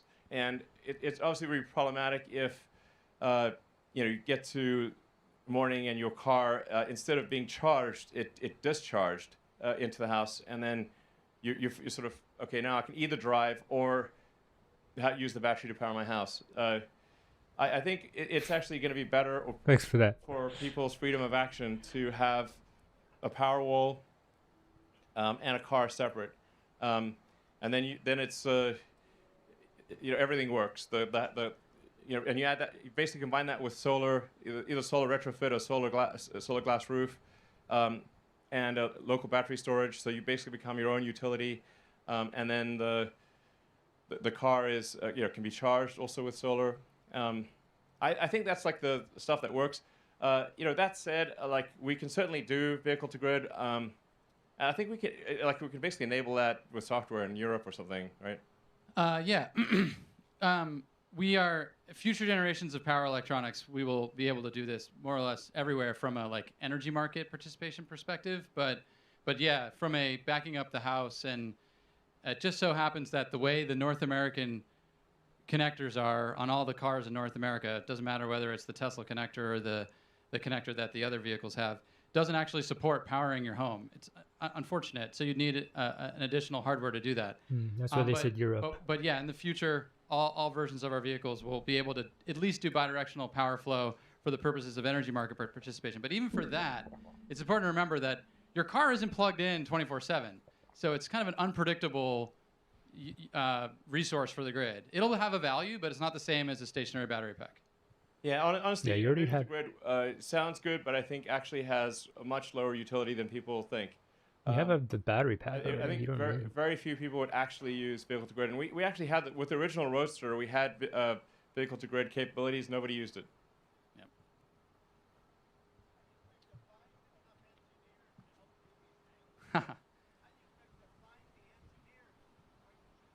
How do we find the engineers to do everything we're saying? How do we find the engineers to do all these things? Online. I guess we recruit a lot of engineers from all parts of the world. I think Tesla has a good reputation for doing exciting engineering, and that tends to attract a lot of the top engineers in the world because they know that their efforts at Tesla will really serve the greater good, and we're super hardcore about engineering. Tesla is like first and foremost an engineering company. It's like hardcore engineering is what we do. Like the sheer amount of hardcore engineering done at Tesla is insane. And if you look at, say, there's various surveys done of engineering schools, where do you want to go? Like, what's your top choices? And actually, the top two choices last few years have been Tesla and SpaceX. So sometimes it's Tesla first, sometimes SpaceX first, but those are the two top ones. Yeah, I mean, if you are motivated to solve some of these problems, which are the hardest problems in the world to solve, that really fundamentally enable the future we all need, please reach out. Yeah, and help us work on these problems. Absolutely, and like you said, the battle is far from over. Less than 1% of the global automotive fleet has been converted to electric, and even maybe less than 0.1% of stationary storage has been done. So stationary storage has barely begun. Converting the global vehicle fleet to electric has barely begun. So there's still a massive amount of engineering work to be done at Tesla and other companies to accelerate this transition to sustainability. Hey, can you guys hear me? Yeah. This is Jordan from Mark Asset Management. So you've talked about the importance of the factory, and you've mentioned the ground-up design process and a lot of the new things that you're going to be doing or started to do in Shanghai, Berlin, and Austin. Can you just maybe help us understand and quantify like how financially meaningful all of those improvements will be? And then given what you're trying to accomplish as a company, is it fair to assume that the vast majority of improvement will be given back to the customer in the form of lower prices? All right, thanks for sticking by, Matt. Talk to you later. Certainly, we will. Stopping by. I don't know what I just said. To the customers, it's not like it's not like Tesla's profitability is crazy high. Our average profitability for the last 4 quarters is like maybe 1%. So, just to be clear, it's not like we're minting money. Our valuation makes it seem like we are, but we're not. We do want to try to make the price as competitive as we can without like losing money. And if you lose money, then if you keep losing money, you'll just die. So we have to. This thing called profit is just like we need to bring in more money than we spend, otherwise we're dead. So. But affordability is key to how we scale, right? Like the demand goes nonlinear as you reduce the price of the car. Yeah, it's important to sort of separate the difference between affordability and value for money, or desirability of the product. So I feel like that's gonna send the for a lot stock of people, dropping. They want to buy a Tesla. They simply don't have enough. Zach, are you leaving too, or are you just saying bye to Matt? Infinitely desirable, but if somebody does not have enough money, they can't buy it. Sometimes people. Okay, gotta get something to eat. Thanks for doing this. Yeah, It's like, we'll talk later. It's like. Ooh, stock is dropping. People have to have enough money to buy the Stock car. is dropping, so maybe I would load up in the mid Desirable, 300s inexpensive again. Does not mean they can afford it. So it's absolutely critical that we make cars that people can actually afford. Yeah. So, we should over go here some of now. these things. Just scroll down or something. Oh. When do you expect Tesla vehicles to beat ICE vehicles on initial purchase price? think a way to answer that question is, in the classes of vehicles we sell today, we're already doing that. Yeah, we're already pretty close. And then factoring in total cost of ownership, the fact that electric vehicles require much less servicing and are way cheaper to run. When you look at like total cost of ownership, and you can obviously lease a car. So if you just like lease a car or get a loan for a car, you've got your sort of monthly payment, and then your cost for either gasoline or electricity, and your cost of servicing, and the fully considered cost of an electric car is much less than a gasoline car of the same nominal purchase price. I mean, that said, and like maybe on the order of 3 years, when we can do a lower cost car, like a $25,000 car, I think that will be basically on par, maybe slightly better than a comparable gasoline car. So I think maybe it's on the order of 3 years-ish.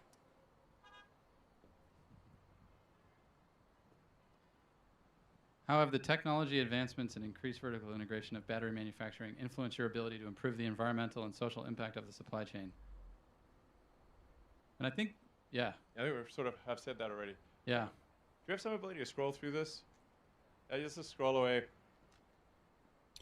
Is the battery useful life? We covered recycling. Yeah. Well, just scroll until we've got stuff that we haven't covered. Which is battery to keep from facing the rate of battery cost declines, or should we definitely covered that top one. Yeah. A lot of things we've already answered. Battery cell margins appear very thin and multiple suppliers splitting out as contacts with drives.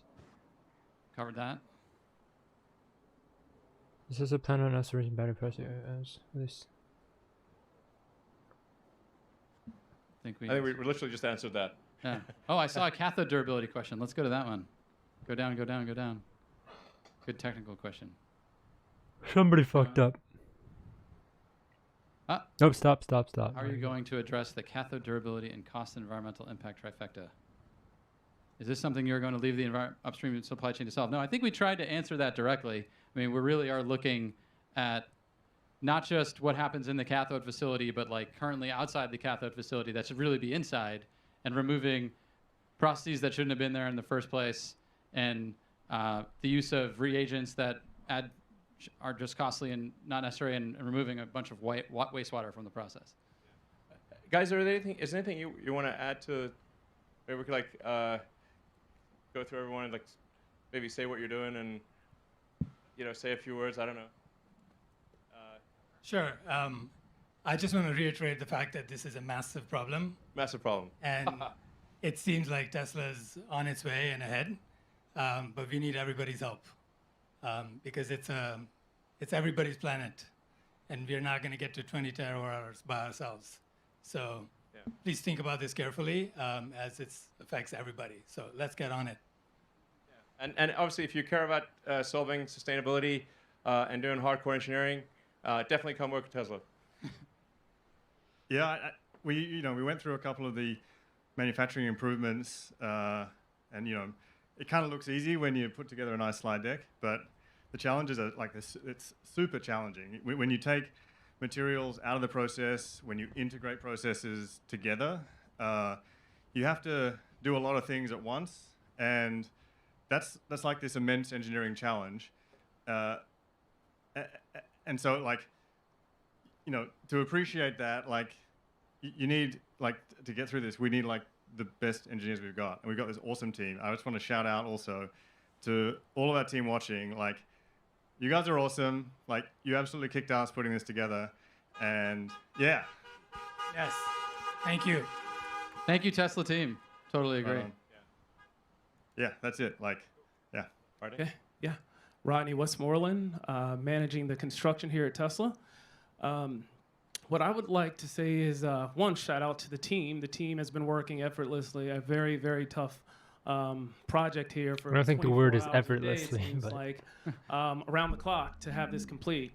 The thing that sets us apart from a lot of other construction, we have a construction company here. The thing that sets us apart is that we're integrated in the manufacturing process. So every detail that comes from Drew's mouth is directly implicated into the system that we're building. That way, what would typically take 3 or 4 months to create a specification, our design team is working right with the manufacturing team to allow us to speed that process up tremendously. So. Yeah, it's definitely a important part of the vertically integrated approach is to be able to design the factory around the equipment, in fact, together with the equipment, so that you can build the factory at lower cost and more quickly. Yeah, I'm Scott. I focus on cell design. I think it's hard to put into words how inspiring this is. I've been at it for a long time with Tesla, and yeah, I really hope others do join us. Since when, Scott? Since 2005. Yep, yes. With many of you. Wow. But thank you. You know, it. 6. Yeah, a year before Drew, but who's keeping track? But I'm really stoked at what the team's been able to accomplish over the last, short period of time, about a year. It's been really an incredible transformation. I mean, hopefully what we've shown you inspires you to join us or join somebody else in the effort. And I couldn't think of a greater, more intelligent, more hardworking team to be working on with this problem. Hi, Peter. I lead the manufacturing improvement team. And I guess the point that I would like to make is manufacturing improvements is like the accelerator. So like you think about the execution that Rodney talked about in terms of how fast we've been able to put together this factory, which is amazing and something that's been really incredible to be a part of. That's not enough. What we need to do is improve the manufacturing technology. That's the real accelerator. And that's what we're really focused on. Elon talks about it all the time, that really going and improving that system is what will enable us to get to the scale and the cost that we need. And then the other point that I would make is on the recruiting side, like it doesn't matter if you know about batteries. If you come from any industry, you can do something fantastic in the work that we're doing. We talk to people from industries that you wouldn't imagine. Like I talked to a guy who makes golf balls, and he has stuff which is really impactful for what we're doing. So, if you're in any industry and you want to be, impactful here, like come join us. It'd be great. Hi, excuse me. Hi, I'm Tony. I've been working in lithium and cathode materials for almost 23 years now, and this is the most growth I've seen in a company. I've been here a little over a year and a half. We're hiring amazing people that are allowing us to leverage technology that most of the industry is struggling to achieve. So to answer the question, how are we going to do this? We are really advancing the materials manufacturing for cathodes and for lithium beyond what has been accomplished in the previous 20 years. It's exciting. Yeah, my name's Turner. Work closely with the team. I've worked a lot with everyone here, and on the cathode and upstream materials side, it's really important that everyone understand that this growth is coming. This growth is real. We are going to make all of these batteries, and everyone needs to grow with us. The entire supply chain needs to grow with us. And if you have an idea that simplifies anything in the supply chain, come talk to us, come work with us, and let's do it. Any existing specification is wrong. Any existing manufacturing method is wrong. Process equipment, it's wrong. It's just a question of how wrong. Yes. Quote Exactly. Elon Musk. Yes, exactly. We're wrong. Just a question of how wrong. Just try to be less wrong. So tell us how we're wrong and how we could do it better so that we can accelerate and improve as fast as possible. All right. Well, I guess thank you everyone for coming. I hope you liked the presentation. Very exciting future ahead. We're going to work our damnedest to transition the world to sustainable energy as quickly as possible, and your support and help is key to that success. So thanks again, super appreciated, and look forward to the next event. Thank you. Thank you.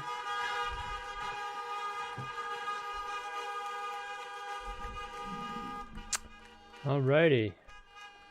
So that was the event. Something that I want to check out though. Let's put this here.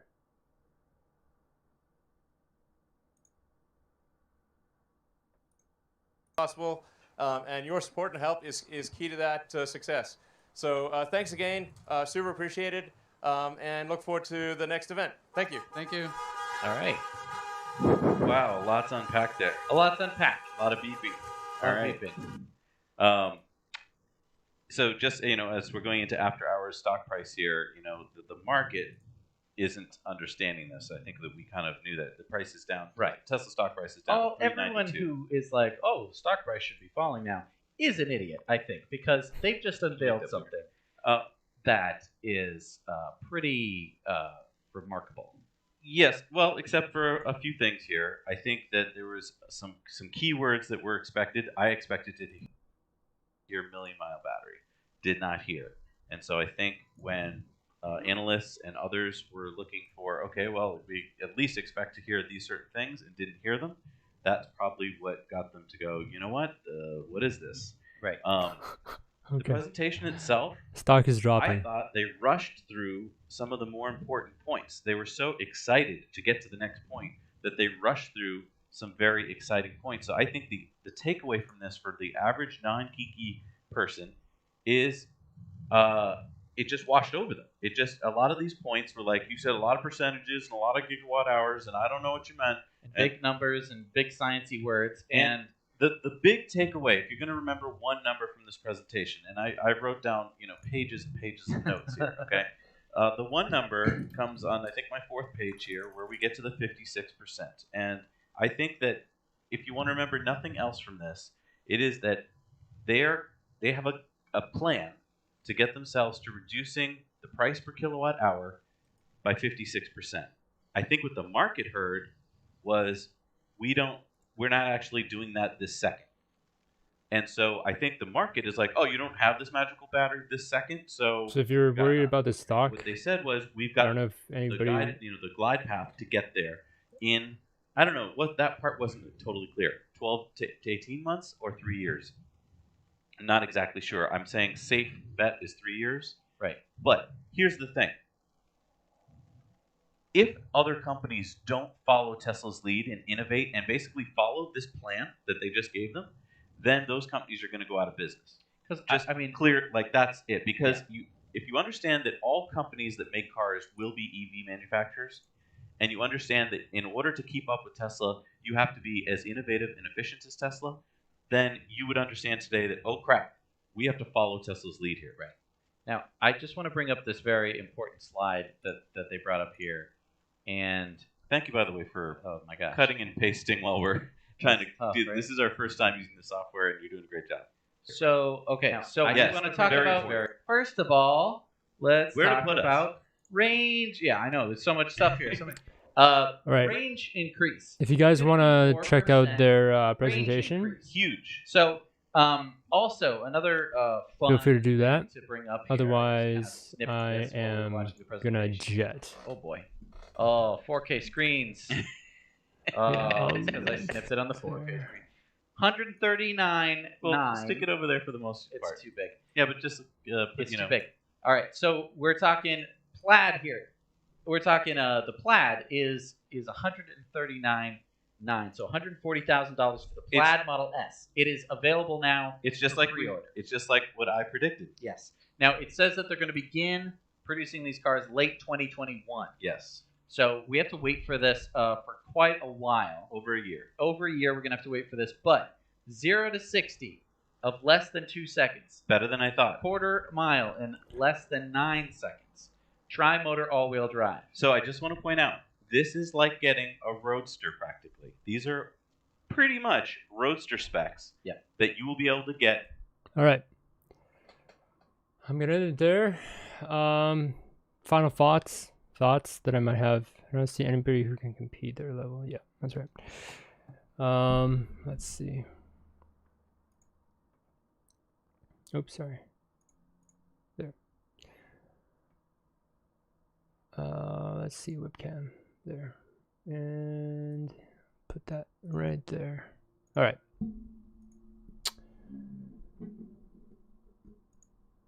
I think a lot of like what I was saying before, they don't make it digestible for the average person to understand. And the people, I think the institutional investors are kind of in that camp too. You know, there was that commentary about how like a lot of retail investors understand what's going on with the company better than the better than the banks and institutional investors, because they're a lot more focused and kind of obsessed about it, and some of them actually have the educational background to talk about it, which is why I think I see the stock dropping. Let's see what's it at now. Okay, so I think it. What time does it?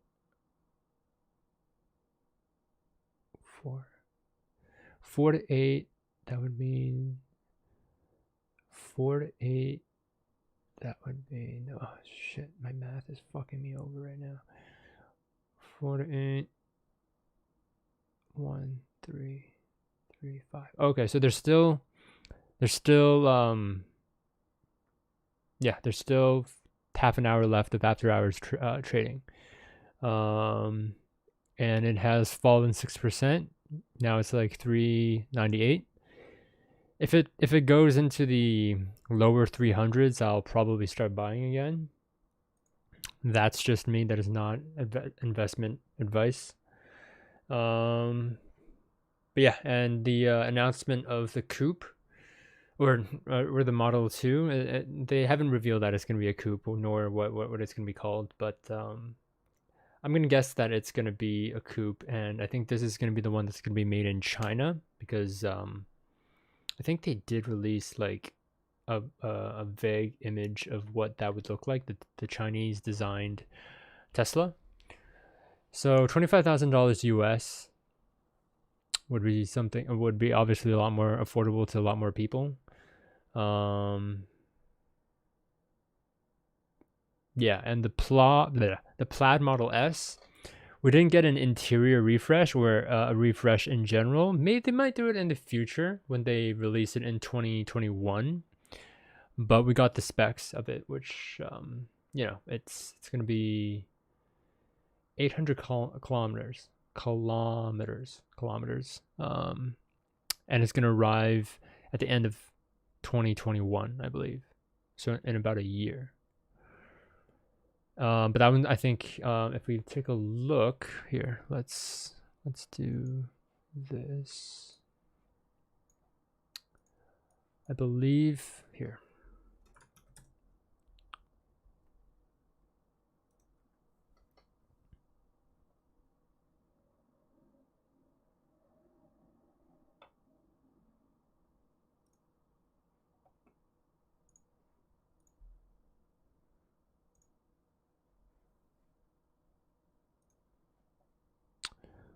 Order now.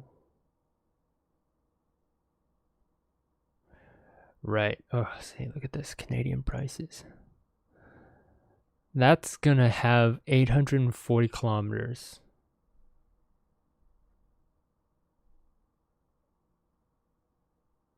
Specs is better US values. Well, no, not really. They converted. So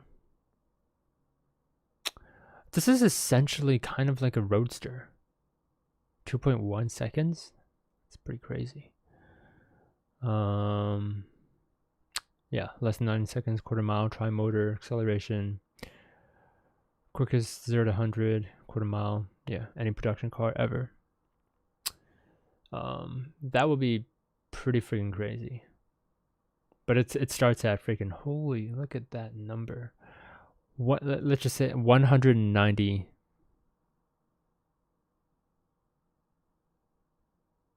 Yeah.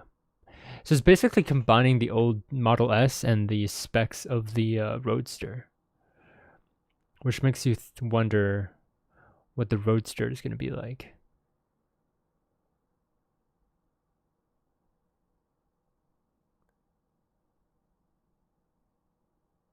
Yeah. But yeah, that's not a car that I would let's just take a look at.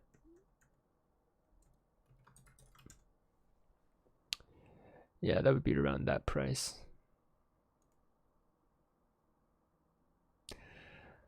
But yeah, all in all,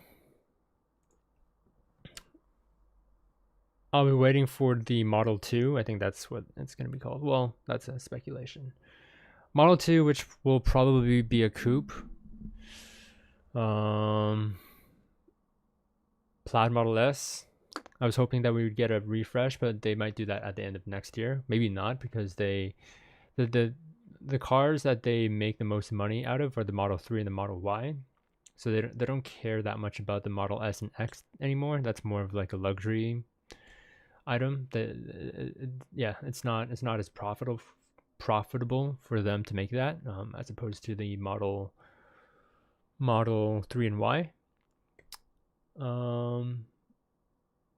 yeah, what was the other thing? I think other than that,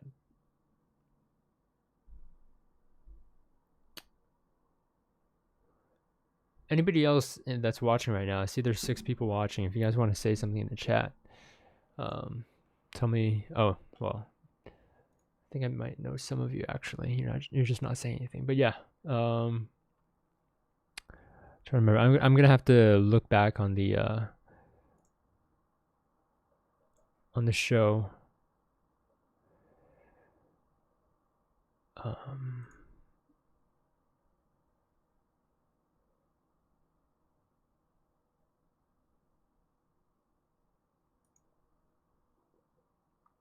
Yeah, but the main thing is dropping the price.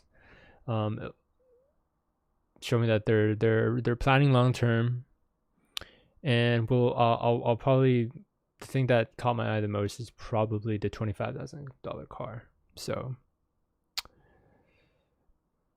that being said, yeah, we'll have to keep an eye out.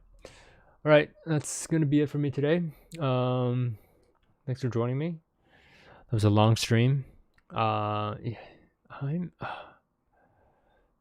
I feel like there's something that I'm missing, but you know what? Let's wonder if